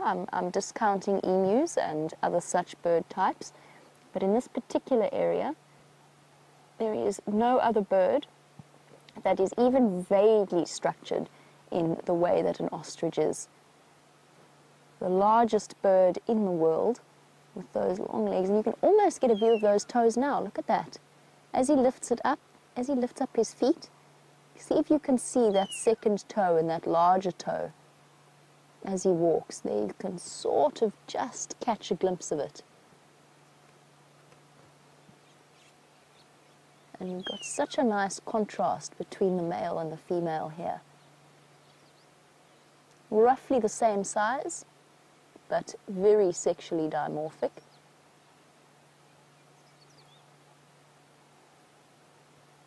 Ostriches have become actually quite an important part of South African agriculture as well. Utilized for their meat as well as for their feathers, as a way of, as a replacement for meat purposes, especially for red meat. And Heidi, as we watch this pair wander through, you were wondering if ostriches stay together for their whole lives. And yes, Heidi, they will, unless, of course, one partner is killed. And I think, I'm sort of wondering whether or not this particular group that we've been seeing, or that we first saw, I'm wondering whether or not these are not the parents, and those were not the sub-adult offspring that we saw wandering about. If you cast your mind back to the very first sighting that we had, there were lots and lots of them.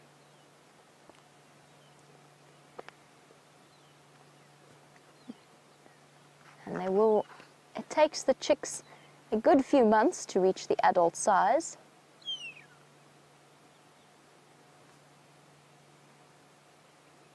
And they spend most of that time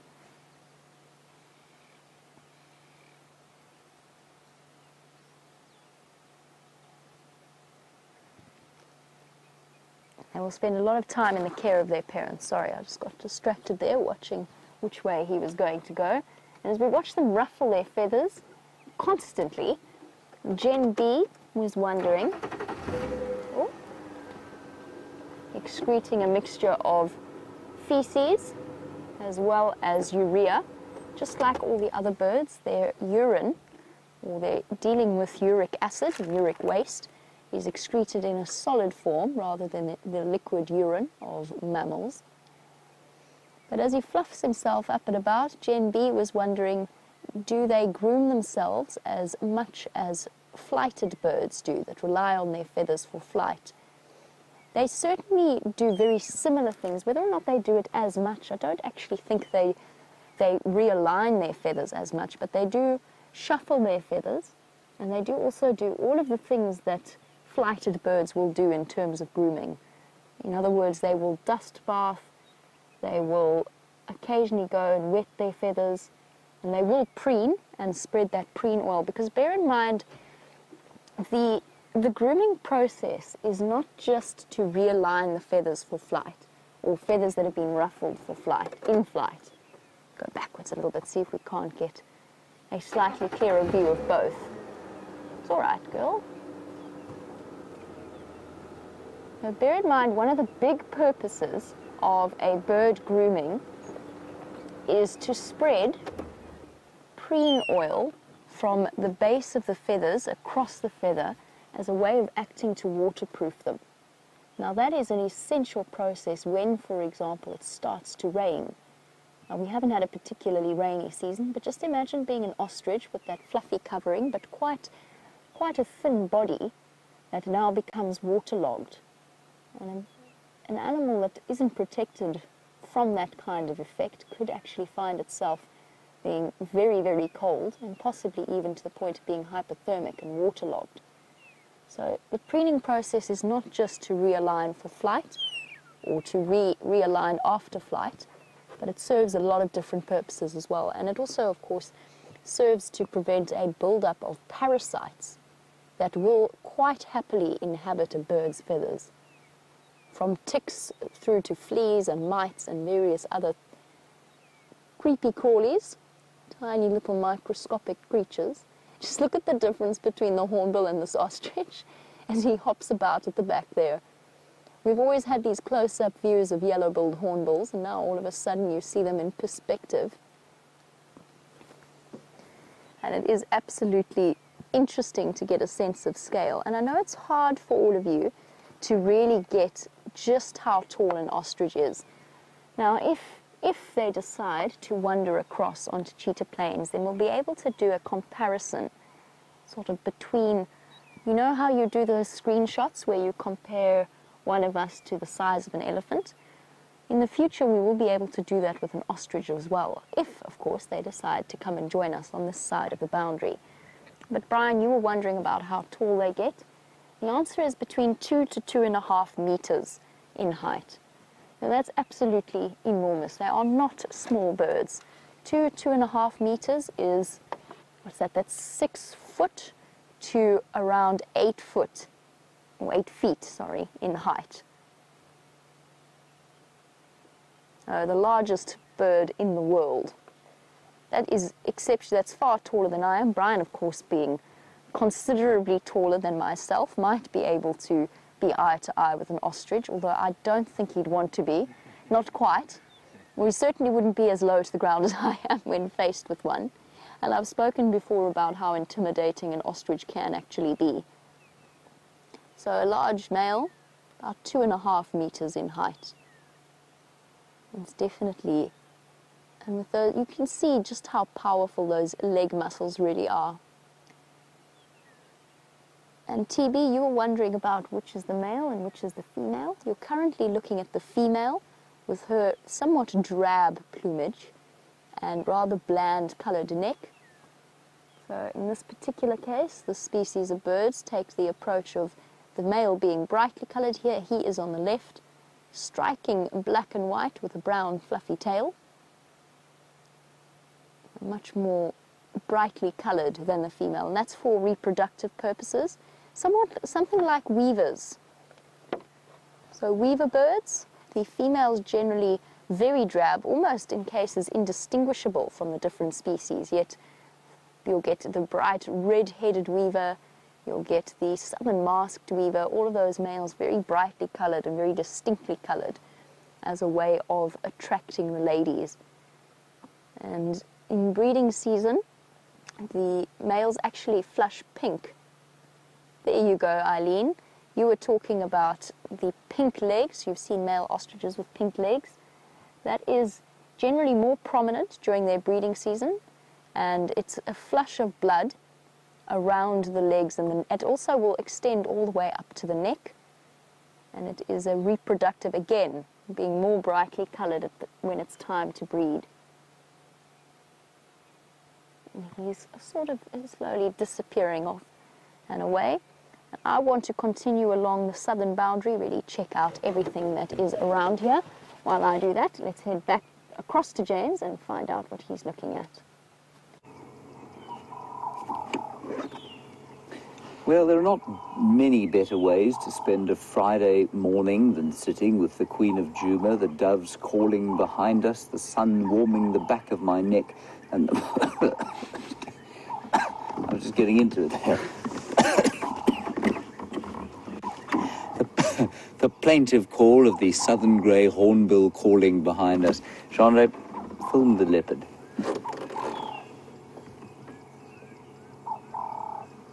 I was being so poetic there for a second until a consumptive coughing fit overtook me.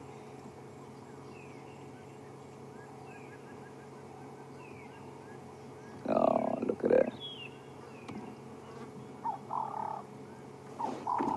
She's quite pale-faced, very distinctive of her and Shadow, actually. They've got quite sort of pale, what's the best descriptor? Sort of like a pale lemon color on them versus the gold of some other leopards, and some other leopards are sort of more custard yellow, I suppose. But she's like a pale lemon. And although, it could be argued, I suppose, not quite as spectacular as the golden coats of the likes of Kwatile, recently deceased, and her ancestors at Londolozi, this coloration that Karula has, I think, is more effective, because you can see how she really does melt with this light. And especially when the light is bright in the middle of the day, that pale color that she has is also very invisible, and it's given rise to, it makes me think that the evidence we've seen of them active during the day, where they probably do a lot more moving around in the middle of the day, is that much more prominent. So, you will read that they're active at night, and yes, they are, to some extent, but their coloration certainly allows them to hunt and move during the day as well, as does this small size in comparison with a lion, for example.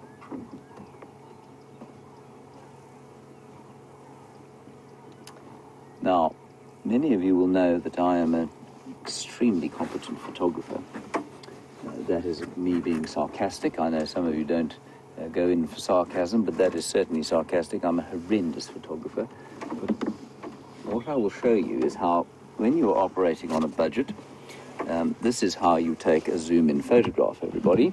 You put your phone to the lens, and I'll show you the result of this, if I can manage to do it again. There we go. There we go. And we try and face everything at the leopard together. First, you've got to find the leopard. There she is. Then you take a picture. Hello? Oh dear, but then you push the wrong button, you see, and you now don't have any picture at all. That was going so well. Hang on, everyone. There we go. Okay. We're okay. Where's she gone? Ah, there we go. Beautiful.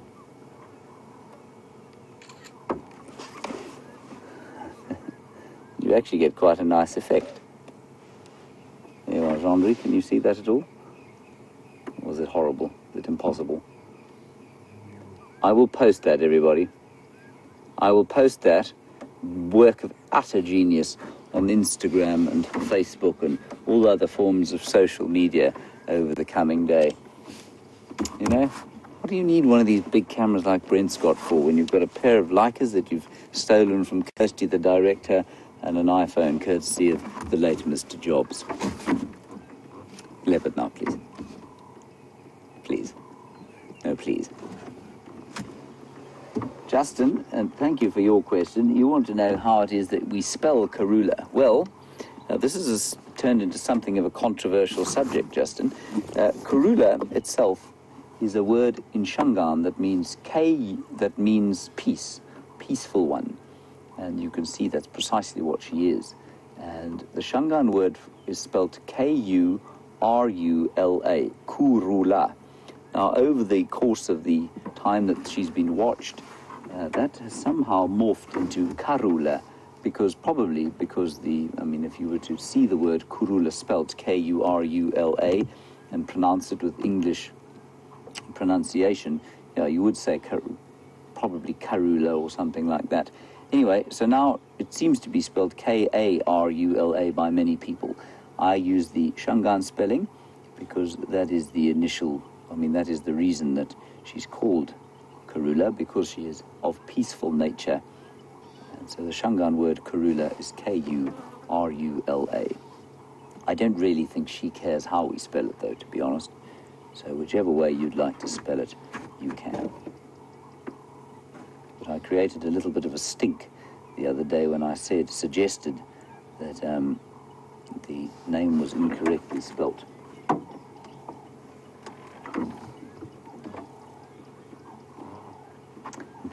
very much. Some of you are very kindly saying that you liked my picture. I suspect that you're being as sarcastic as I was when I said that I was a great photographer. I will I will post it. It's actually quite a fun shot. In Siberia, Zumi, you think I'm quite the MacGyver. Very handy I am with my various bits of equipment here. Geraldine has labelled my attempts at photographic excellence James Henry Media Works, and I now have a folder on my computer called James Henry Media Works, in which are some utterly forgettable images and video footage that I have taken over my time here. Somebody said to me once, why do you take all of these photographs?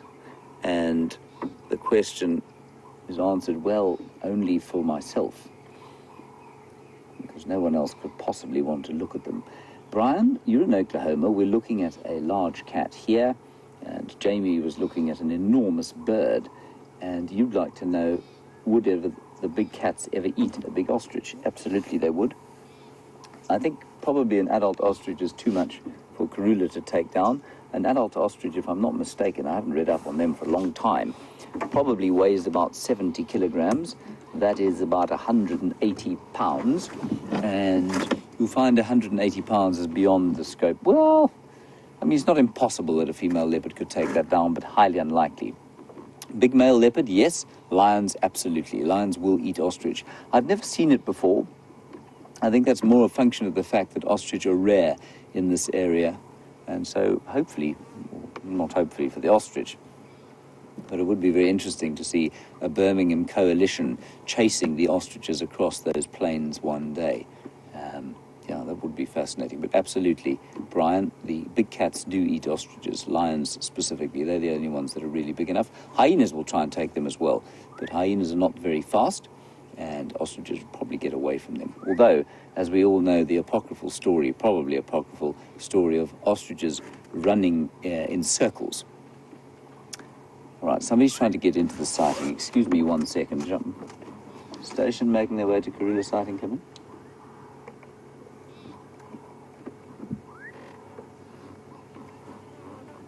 Station coming off road towards Karula sighting coming. Good stuff, Mike. Are you on the northern or southern side of that drainage line, north of Gari Main?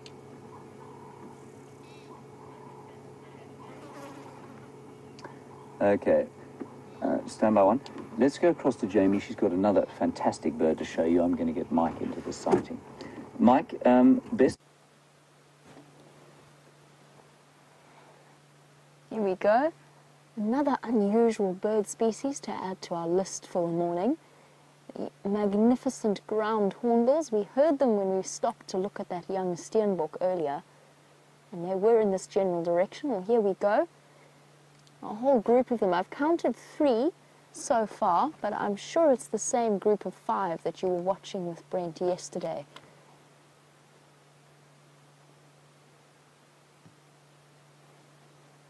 They go towards the Mala boundary. It's interesting, they're quite skittish, even more so than the ones that we see on Djuma.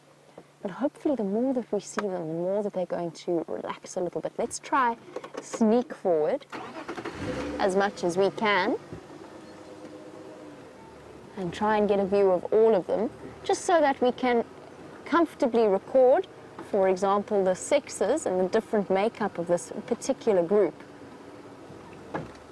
And you know, I'm not entirely sure what the collective noun for a group of ground hornbill is, come to think of it. Oh,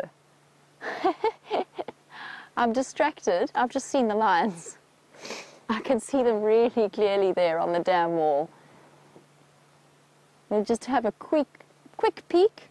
Can you see them all the way there? Watching us from across the dam wall on Mala. There you go. So we have seen some different lions. Do I know which lions they are? Absolutely no clue. At that kind of distance, it's most likely a Birmingham boy and maybe a Styx female. But I'm not 100% convinced. Quite a dark mane. But yes, a far away view of some lions. And in the process, our ground hornbill are also disappearing as well. As you know, we record each and every ground hornbill sighting that we see. And we try and get an accurate count of numbers, and if we can, we try and sex the individuals. You're looking at one of the most endangered bird species in Africa. There's about 1,500, maybe even less, left in Africa in total, which equates to about 400 breeding pairs. Ooh, and I can hear one of them very softly calling, unless it's Bryan again. No, it's not Bryan this time. Very soft. Whoop, whoop, whoop. Very deep sound. Bryan does it far better than I do. There, Bryan, go ahead. There we go.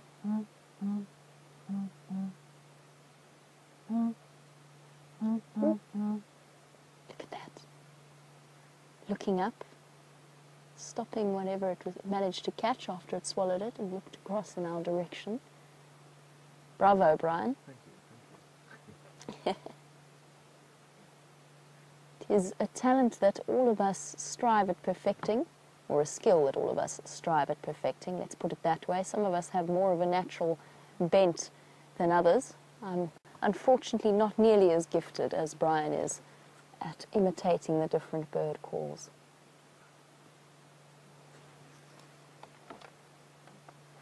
We record them. They are very carefully monitored by an organization called Panthera. They're also monitored by the Endangered Wildlife Trust, by BirdLife South Africa. And there is a very interesting project that is called the Mabula Ground Hornbill Project. It's an area just outside of Pretoria. Mabula is a reserve where they take chicks in and they hand raise them, but they hand raise them with puppets in a way that they don't imprint on human beings.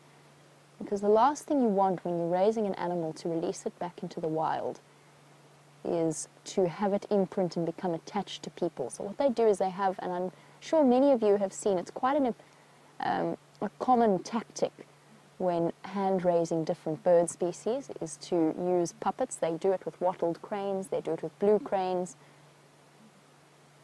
and in this case they do it with ground hornbill puppets, and they feed the chicks like that. What Mabula does is then searches for appropriate areas to essentially reintroduce ground hornbills to places where they have long since been removed by the actions of people, whether through habitat loss or through active hunting and poaching. And the one thing the ground hornbill doesn't work to its advantage. We've spoken before about how the yellow-billed hornbills and the red-billed hornbills regularly attack our windows. As soon as they see that reflection and they think it's another bird, they don't quite have the brain power to distinguish between a reflection and another bird, and they very often peck at it. It's fine with the yellow-billed hornbills and the red-billed hornbills, apart from, occasionally waking you up if you happen to have dozed off in the middle of the day. But with ground hornbills, they're big birds, not quite as big as the ostriches that we were looking at, but they're very, very stocky birds with very powerful beaks. And they will actually smash windows, which for us, that's okay. There's certain inevitabilities when living out in the wild areas that you have to face. But for poorer areas and for poorer communities, having windows and glass smashed is a cost that they then have to cover. So there's a lot of projects that seek to repay the losses of those who have lost windows to ground hornbills and to re-educate them about the values of these birds in, for example, keeping snake populations under control in townships and villages where there is a natural terror in terms of snakes. And Kathy, yes, birds do imprint incredibly strongly with their parents, and ground hornbills are no different. And in fact, they have a fascinating cooperative breeding pattern where the offspring from previous years will stick around and help, particularly the male offspring, help their parents with the raising of the next generation. And it's a different type of biological approach in order to ensure the next genetic line has the best survival. And of course, siblings that come from the same parents will share a considerable amount of DNA in common. So it is within the best interest of that animal to assist in that way. It does mean that they take a little bit longer to breed. It's not like a lilac-breasted roller. A lilac-breasted roller will, from hatching to fledgling, takes about 19 days. By 32 days, they are out and flying about, and not long after that, they are completely independent and sexually mature. And thus, the next generation of, for example, lilac-breasted rollers is already in the making and already ready to reproduce. With ground hornbills, that whole process takes up to 7 years before they find a mate and settle down and actually start reproducing themselves. So an investment in such as the one that the Mabula Ground Hornbill project takes on is a considerable period of time. And on that, and for that reason, they actually only take about 15 maximum chicks per year, and they usually, as far as I know, they don't always meet that target.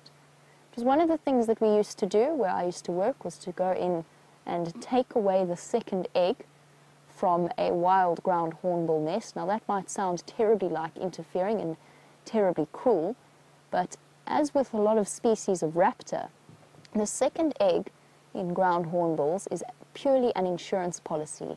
So the chick that hatches second is guaranteed not to survive. It is outcompeted and often physically bullied by the older chick.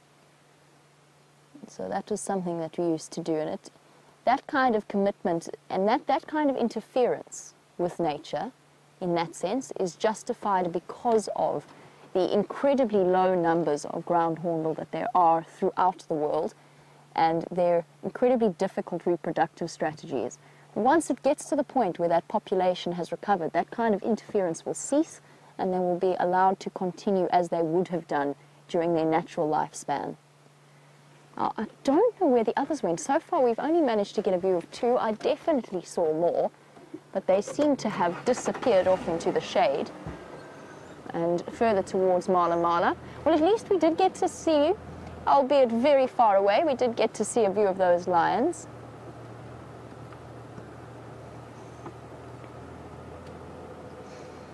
Now, another thing that we used to do, where I used to work, was to set up ground hornbill nests. And that's something that Aqua was wondering about. What would stop one from setting up a nest site? And I just want to show you what a typical ground hornbill nest site might look like, having found a few in my time. Let's have a look at this large marula, where there's that knot in the middle of the trunk, and where there's a slight hole. Perfect, thank you. Well, that's the sort of area that a ground hornbill might nest in. That one might be a little bit small, but the last ground hornbill nest I found was in a marula tree just like this, where a dead branch had fallen away and left a hollow. It was deep enough for the chick to be safely ensconced down there. So aqua, it does occasionally happen, and it does happen in certain areas. My experience with them is that they tend to be quite reluctant to use them. Although they have been successful in other areas, I've never managed to place a hornbill nest somewhere where they successfully utilized it. I told the story once before about the ground hornbills on the reserve I used to work at, and they nested in a big jackalberry tree of a similar size to that marula. It was struck by lightning and destroyed their nest site. So what we did is we went and we tried to put up a nice wooden box to try and imitate what that nesting site would have looked like, and to try and entice them back to utilizing that nest site once again, and they didn't. It took them about 3 years before they picked another spot, because they like to return to the same nesting site year after year. They completely rejected our efforts, fair enough, you know, it's not for everybody, and they moved off to a totally different area and a totally different tree. So it does happen, and occasionally it does work. Surprisingly difficult with them. They can be quite picky.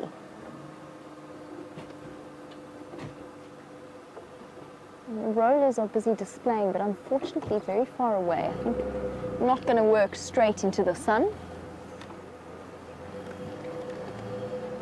Now, this is as far along the southern boundary as I have ever been. If I take one step further, or one wheel spin further, it will be the furthest I've traveled on the Cheetah Plains southern boundary. You get to join me in our explorations as we travel along.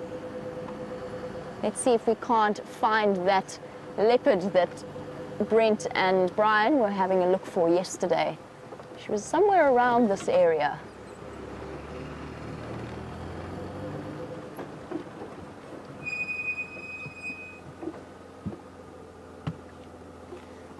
More steenbok, 2 females, a female and her youngster, dashing off.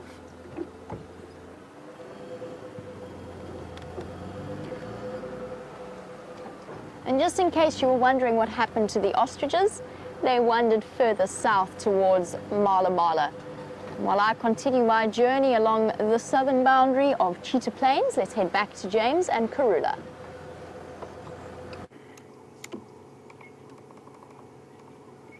There she is. She's still there, everybody. I'm just trying to get somebody into the sighting.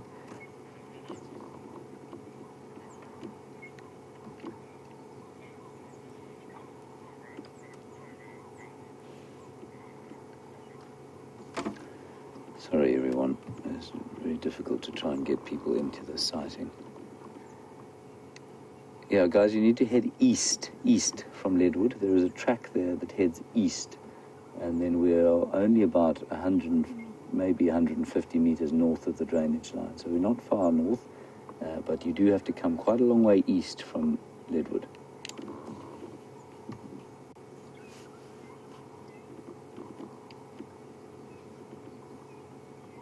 Oh, look at that. Isn't that beautiful? The other thing you can see when she sits like that, of course, is her perfect spot pattern. And she is most easily recognizable by the wow across her forehead between her eyes. And then she also has a 3-4 spot pattern. Now 3 is the 3 spots just above the whisker line that you can see there. There are 3 distinct spots, a small one, a slightly larger one, and a little one on top.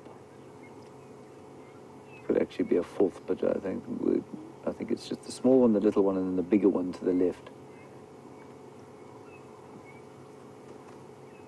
And then she's got 4 the other side.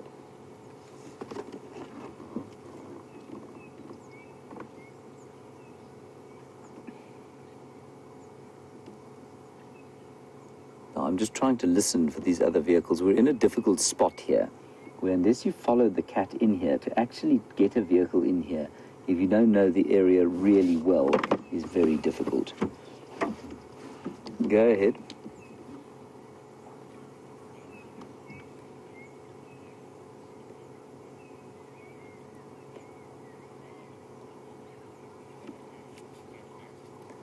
No, negative, no engine sounds now. Give me a rev.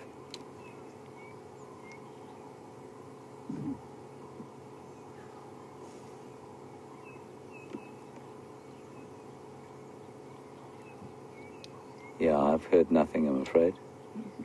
I think you're quite a long way west of us. You need to come east.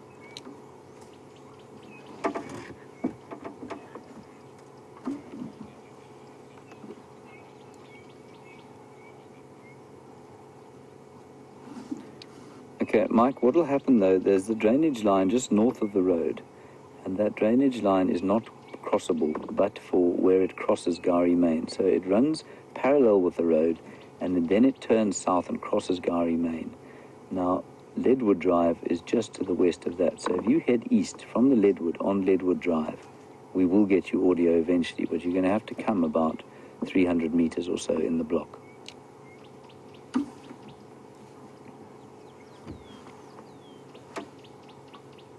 Sorry, it is a difficult one, and Mike, of course, from Cheetah Plains is quite new, and so these blocks are something of a mystery to him.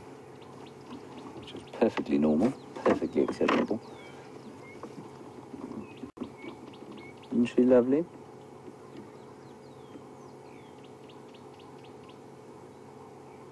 Jeandre, if it didn't take so long to set up my zoom lens, I'd take another photograph of her. Why? You don't think they're very good, do you? You're just jealous, aren't you, Jeandre? You're jealous of my incredible photography skills, despite the fact that you've got a fancy Nikon.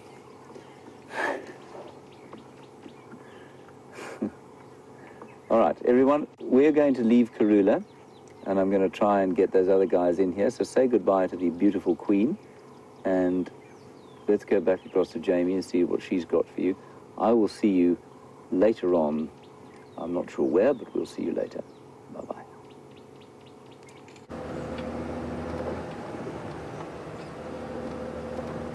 I feel as though this latest trip to Cheetah Plains has been exceptionally productive. We saw lions, admittedly very far away, and with no idea as to which particular lions we were looking at. We've also seen ostriches and ground hornbill, two unusual bird species for new viewers to add to their bird lists. For now, I'm heading back across towards Djuma as the morning draws to the last little segment of the sunrise safari. But most importantly, I'm really getting a handle on the roads now. Unless I'm not on the road, I think I am, but I'm fairly certain I am at 3 in a row Pan, or about to be. I'm on the 3 in a row Pan road. It's also always entertaining to learn different road names. I spoke about it with Owl's Nest. There's also, what was the other one that made me chuckle? Hornbill Nest Road. So there you go. There's a Hornbill Nest Road, which means that there's a good chance that there's a ground hornbill nest somewhere on there. That will be something to keep an eye out for. We're going into their non-breeding season, so it's only around November, December that we'll start to hear them really regularly calling. That beautiful call that Bryan so kindly demonstrated for us. Hey, we are. There we go. Trying to think what it sounds like. Maybe a low bassoon or something, a double bassoon. Something like that, something different to the normal bird calls that we hear. And just by the way, in case you were wondering about ostriches and whether or not they vocalize, because we've spoken so much about the ground hornbill noises, ostriches roar. I'm not even exaggerating, I'm not joking. Ostriches will roar. Okay, it's Pan number 1. It's a deep, booming, gruff sound that they do. I can't begin to imitate it. I can't even really properly begin to describe it, but it's leonine in the way that they call. Here's Pan number 2. Now this is one of Quarantine's favorite areas. Now if I hadn't been told that his tracks had crossed out, this would be one of the first places that I would have come to check. Just to go back to our roaring ostriches, and I would strongly encourage you to see if you can't. Unfortunately, I don't have a recording of the call on me. I would strongly encourage you to go and have a look on YouTube once the show is done, Pan number 3, by the way, and just see what that ostrich call really sounds like, because I promise you it will surprise you all. This one going to be skittish. It's one of my favorite birds. Oh, how lovely. Let's try and get a view. It's an African harrier hawk. And I really, really find them skittish for a start, but extraordinary to watch. It was raiding nests. It's gone down much slower. Let's go forward a little bit. This is a bird that is a notorious nest raider, but an ostrich nest would be slightly beyond its capabilities. Jill, you were wondering about where ostriches nest, and the answer is they nest on the ground, and very often, where is this bird gone? I think he's disappeared from view. Very, very often, the females will actually share nest sites. Their eggs very thick-shelled to make up for their vulnerability, since they aren't hidden away, and they're actually not terribly camouflaged. They're quite light in color, so not like, for example, the crowned lapwing nests. Bryan on it. Oh, where has he gone? Oh, he zoomed in there, I think. He is so sneaky. Interesting how they tend to be such skittish birds. Well done, Bryan. Just take my opportunity to get my jacket off quickly. It's that time of year where you go out wearing about 5 different layers, and by the end of the drive you are back once again in shirt sleeves, particularly finishing at 9. There we go. So Jill, as I said, ostriches will nest on the ground. They'll essentially create a little dugout hollow, like a giant version of the ones that we see with the lapwing nests. But as I said, complete contrast to the very, very discreet and subtly colored eggs of lapwings. They're not clearly camouflaged, but they are fiercely, fiercely protected. And as you can imagine, being a predator attempting to raid an ostrich nest, you wouldn't want to tangle with mommy and daddy plays just as important role in guarding the eggs and then the chicks as the females do. And again, just like lapwings, despite the size difference, they do often have to cool it down by wetting the feathers on their chests and their stomach. There's our Jeandre or African harrier hawk, soaring about looking for potential prey. A bird of this size, not really up to raiding an ostrich nest, but Chris was wondering about what natural enemies an ostrich does have.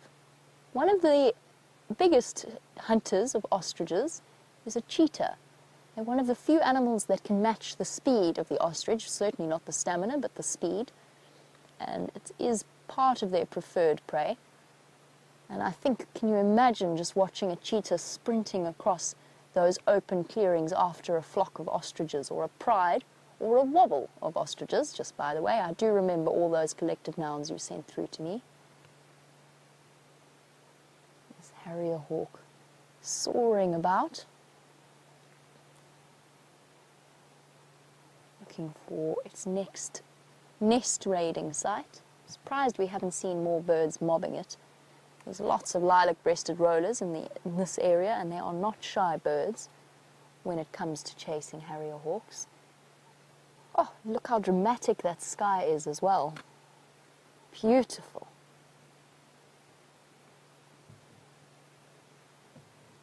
In terms of ostrich nests, honey badgers have been known to crush them open. Hyenas, particularly brown hyenas, have the jaw strength to break through that thick shell and get into the nutrient-rich contents inside it. So brown hyenas, not so much in this area, but certainly around the more desert, arid areas, the Namib areas, Namibia and Botswana. Brown hyenas are one of the primary raiders of ostrich eggs. Mongoose generally don't really have a technique for getting in, although some of them have learnt how to smash or to push an ostrich egg over a ledge. Again, that will only happen when the parents are not in attendance and not there to defend it. And then for the chicks, just like any small bird out here, will have a number of different threats.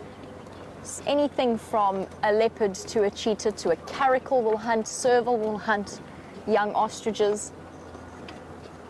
Once they're larger, leopards and lions have been known to kill ostriches, but far less frequently. They attempt it far less frequently than cheetah do. I have seen a cheetah hunt down and take down an ostrich, and it was the most incredible thing.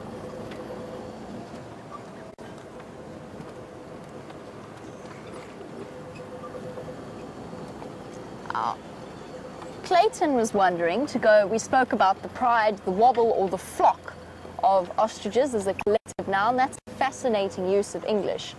But Clayton was actually wondering about the term ostriches burying their heads in the sand. That, of course, referring to somebody who wants to ignore the problems that they're facing. So rather than looking up with their head held high, would rather bury their heads and hide it away. And you were wondering if they really do that. And the answer is no, they don't. They absolutely don't bury their heads in the sand.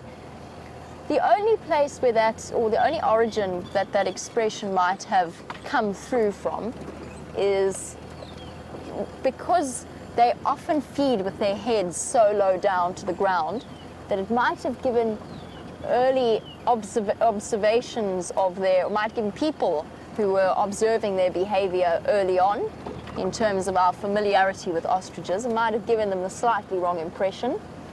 They don't bury their heads in the sand. The chicks will duck down into sand to try and hide, and stay very still, using their very drab coloration to keep them secret and safe. But no, ostriches do not bury. They might, if they find themselves presented with a hole with some food in it, they might be convinced to bury their head in it.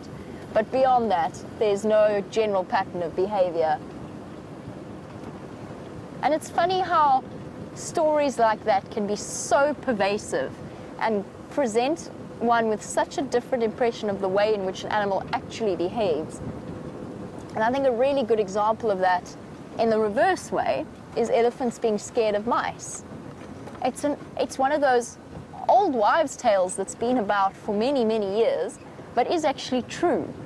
Elephants do get a fright, and I've seen them do it with squirrels, I've seen them do it with mongoose. It doesn't have to be a mouse, but a small scuttling thing is guaranteed to give an elephant a little bit of a startle. So that's the complete opposite of our ostrich story, and I'm trying to think if there's any others out there. Can you guys think of any common English expressions? I suppose burying one's head in the sand is a proper expression, whereas the elephant being scared of mice is more a tale. But I wonder if there are any more impressions out there that actually... Oh, I've got one. Being as wise as an owl. An owl, a nocturnal bird. I know how the South African accent doesn't always... The word owl doesn't always come through terribly clearly. The wise old owl is not terribly wise, and in fact that's because their enormous eyes take up most of the room in their head, leaving very little space for brain. Now that's a good one. As strong as an ox. Ox are pretty strong, so that one can apply. Now we're going into systems. It works just as well. What other ones are there? As brave as a lion. Brave as a lioness, maybe. A memory of an elephant, for example, is a good example of something that is true. Elephants are very long-lived animals, and they do have incredible power. Blind as a bat.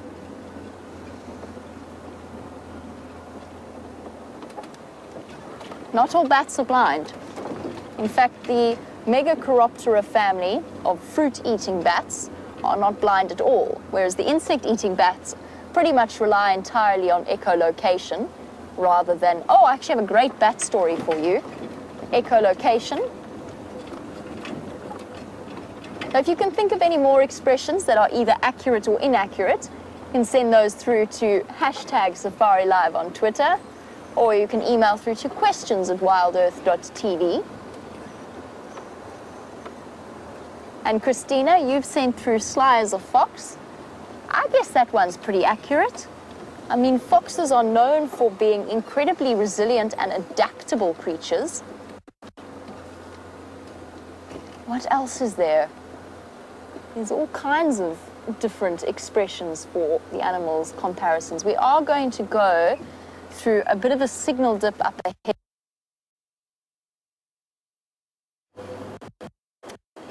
As we come.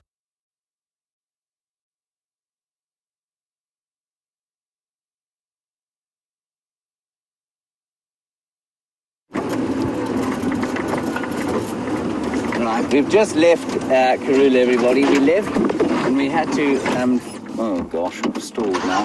We had to guide the other guys in here because it is a bit difficult. Hold on tight. This is the last bit of bashing we'll do, and then we'll be out pretty much in the clear. Hold your head, Jeandre. Like you're going on leave, you can have a doctor attend to those cuts.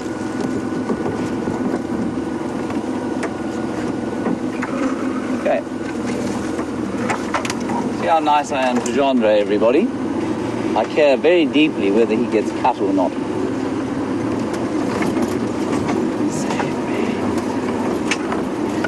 Anyway, what a wonderful morning it has been. Ostriches, ground hornbills, lions, leopards, elephants. We saw another elephant actually, came through the sighting, took one look at Karula and sort of paid homage. He knelt down on his knee and raised his trunk in a salute. Another tree look out, Jeandre. This area is going to fly out, possibly while we're live. That would be very unpleasant. Okay, so the plan from now is to... Sorry, I'm just listening to the game drive radio, and one of the vehicles who was coming into the sighting has unfortunately broken down. So his guests won't be seeing the leopard. In fact, this is wonderful. So there are two vehicles there, one a landowner and one from one of the lodges, and the landowner has said, well, don't worry about it. I'll take your guests in to look at the leopard. You can fix your vehicle. So I think that's a very good idea. Very nice of the landowner to do that. Oh, large hole. We might also break down. I'm in no way casting aspersions on anyone who breaks down out here. I have been more stuck and more broken down than anyone else I've ever met out in the bush here.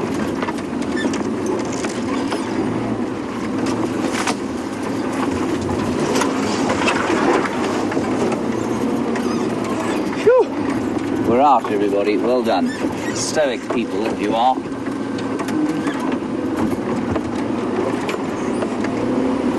On we go. Let's see what else we can see for the last remaining couple of minutes of drive that we have.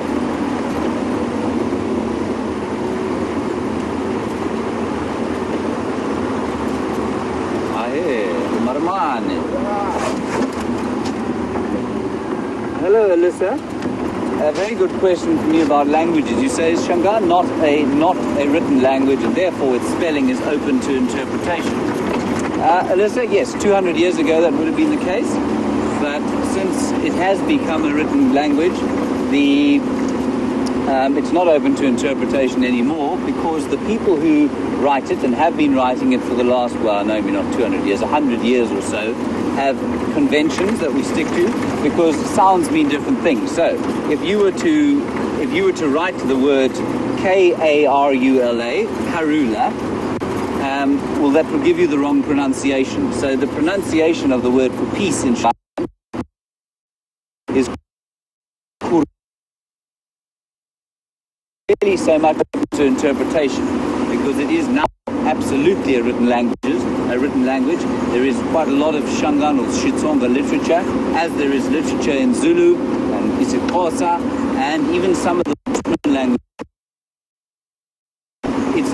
They're not actually open to interpretation at all.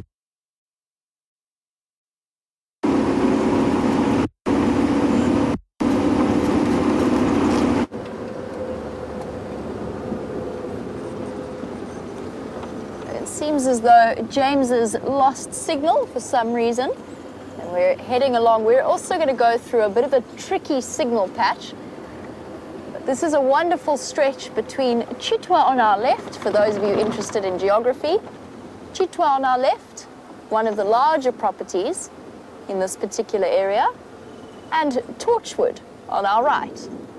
And Kruger behind us, not more than, I would guess, about 2 kilometers, just over a mile away, and the great Gowrie Main stretch ahead of us and in front of us.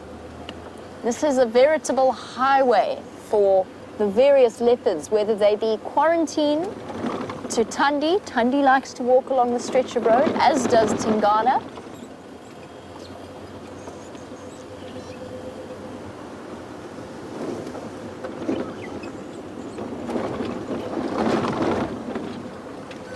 And the lions, in particular, really enjoy working. That was really optimistic on my part. It was a woodpecker, and it looked like it was a golden-tailed woodpecker. But as with live safaris, the trick is to catch catch them before they disappear away. Not always that easy to do. Let's just pull over. We spoke before about the fact, we have spoken before about the fact that this is a main access route. So all of the different vehicles moving from Gowrie Gate, which is our main entrance gate, and between the lodges, come through here and they utilize this road, which makes it so interesting that it has become such a highway for the different animals. Let's just wait for the dust to settle a little bit rather than coating Bryan, myself, and most importantly the camera in dust. It is interesting how animals have utilized this as a highway, just like, not a highway or motorway is a slight exaggeration, but that they do use it as such a regular pathway. And of course, our biggest question for the lovely Karula was why she decided that a den site in a drain pipe on this main road was an appropriate den site. And we spoke about, we're baffled by that decision. She obviously had her own reasons for doing so. Maybe it is that these main roads, because they're main roads, have those culverts, those drain pipes under the surface of the road. Maybe those are just the best den sites for a leopard to approach. Maybe it's a spot where she knows she can keep her cubs safe. But I'll show you exactly what I mean. Our lovely quarantine, who led us on a little bit of a wild goose chase this morning. This is the road that he has utilized. Oh, no, just can't see. And unfortunately, our signal's going a little bit patchy. So I'm going to send you back over to James and a herd of elephants. A big herd of elephants, everyone, walking down the road straight towards us. As we came along, we stopped, and they stopped to figure us out. Then they had a conversation with each other, and now they're coming back along the road. What I don't want to do is be in their way. I've no doubt they'd walk either side of us, but because they stopped where they did, I'm going to just move slightly off the road, and we'll just let them walk past us that way. Then they don't have to worry about us, and those little ones feel threatened at all. So we'll just sort of move into a position where we can view them and not be away. They may, of course, now decide to start feeding, in which case this will be a bad move. It's already a bad move, but we can't see them from where I was going to be. Let me park right. So.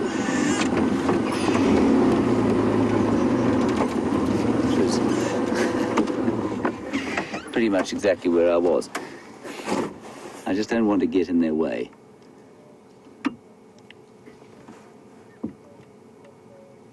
Isn't that lovely? I mean, that is just beautiful. The best possible kind of roadblock you could ever hope to have.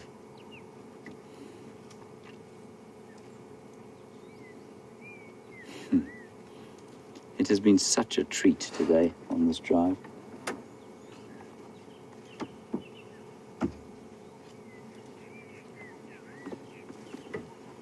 Just throwing some dust all over themselves. And Natasha, as they throw sand all over themselves, you're wondering if they dust bath less in winter than they would in summer. And Natasha, no, I think probably more, you know, because there's less mud. I think they substitute the muddy feeling on their skins for dust quite a lot of the time. So I think you'll find that they probably dust bath more in the winter time, in the dry season, than they would in the summer months when they would use mud to both cool off and to get rid of parasites.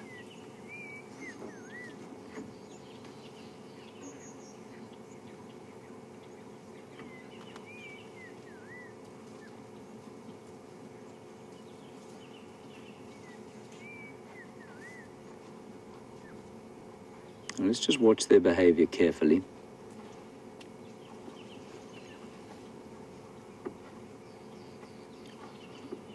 They've been very confiding about this, and I don't want to create a situation where they feel like I'm blocking their way.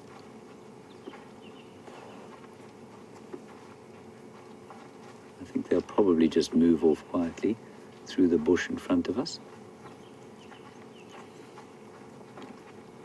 Or not. There we go. That's what I hope they do. Now, I'm just going to be very quiet as they walk past. This is just too special. They're giving me an impression of peace, but that they are watching us quite carefully. And the big cow in front, that one, is watching us. She's I'm pretty sure she's the matriarch of this herd, and she will be listening to my voice. She'll be watching and smelling us, and she will indicate to the rest of this herd whether or not she thinks it's safe.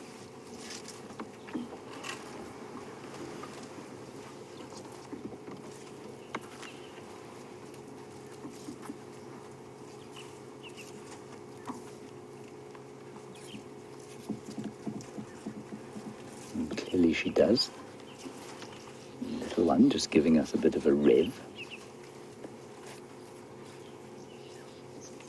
And they'll just quietly walk past.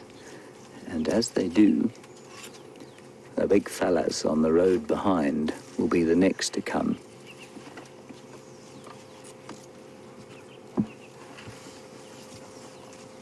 That's a bull. It's a fairly substantial bull, and I suspect there's a whole group of them there, keeping away from the herd. Oh, this is just wonderful.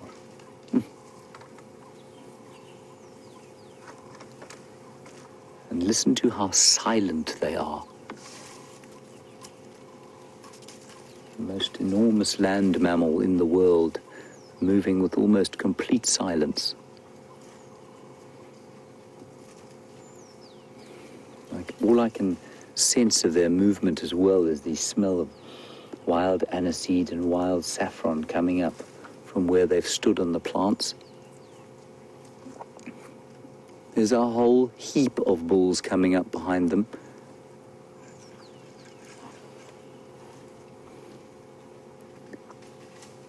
This is a huge herd of elephants, everyone.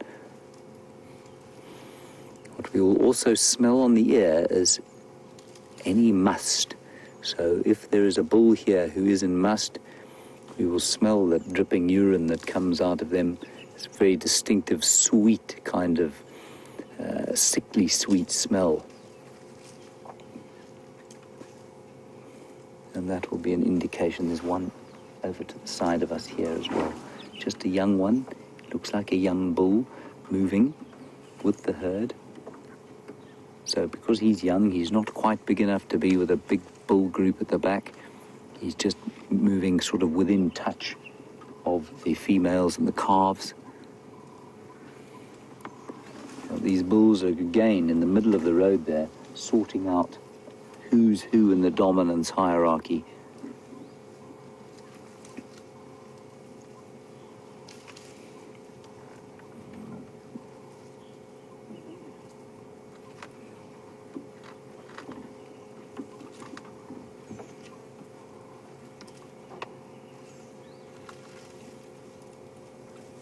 And there's our big fella there. That's a big bull.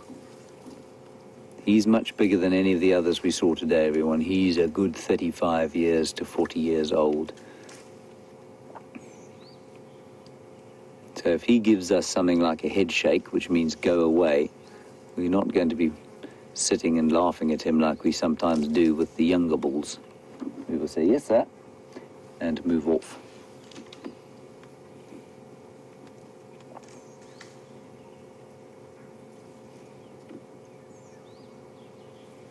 I think the general movement of all these bulls and all of these elephants is to the south. I think there is a fairly large piece of water. Margaret, you say I'm making you so sleepy.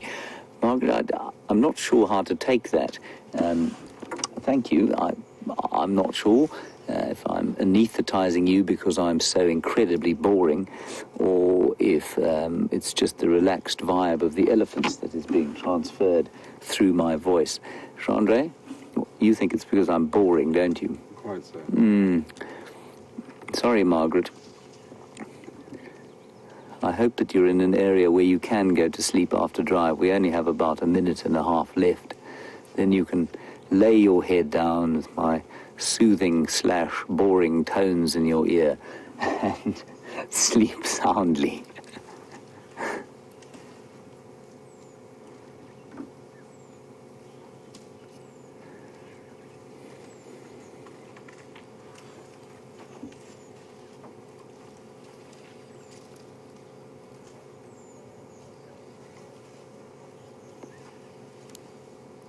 Right, everybody, I'm going to let you be quiet for the last little while of this drive while these elephants move past.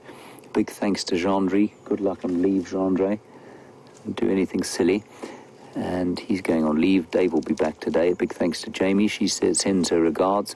And she was being filmed by Bryan, of course, and in the final control, Rebecca talking to us. And Kirsty on the keys, tapping away your questions. And thank you to all of you especially for a wonderful, wonderful drive of elephants and lions and ostriches and leopards. We'll see you this afternoon. Just enjoy the last 15 seconds in wonderful silence.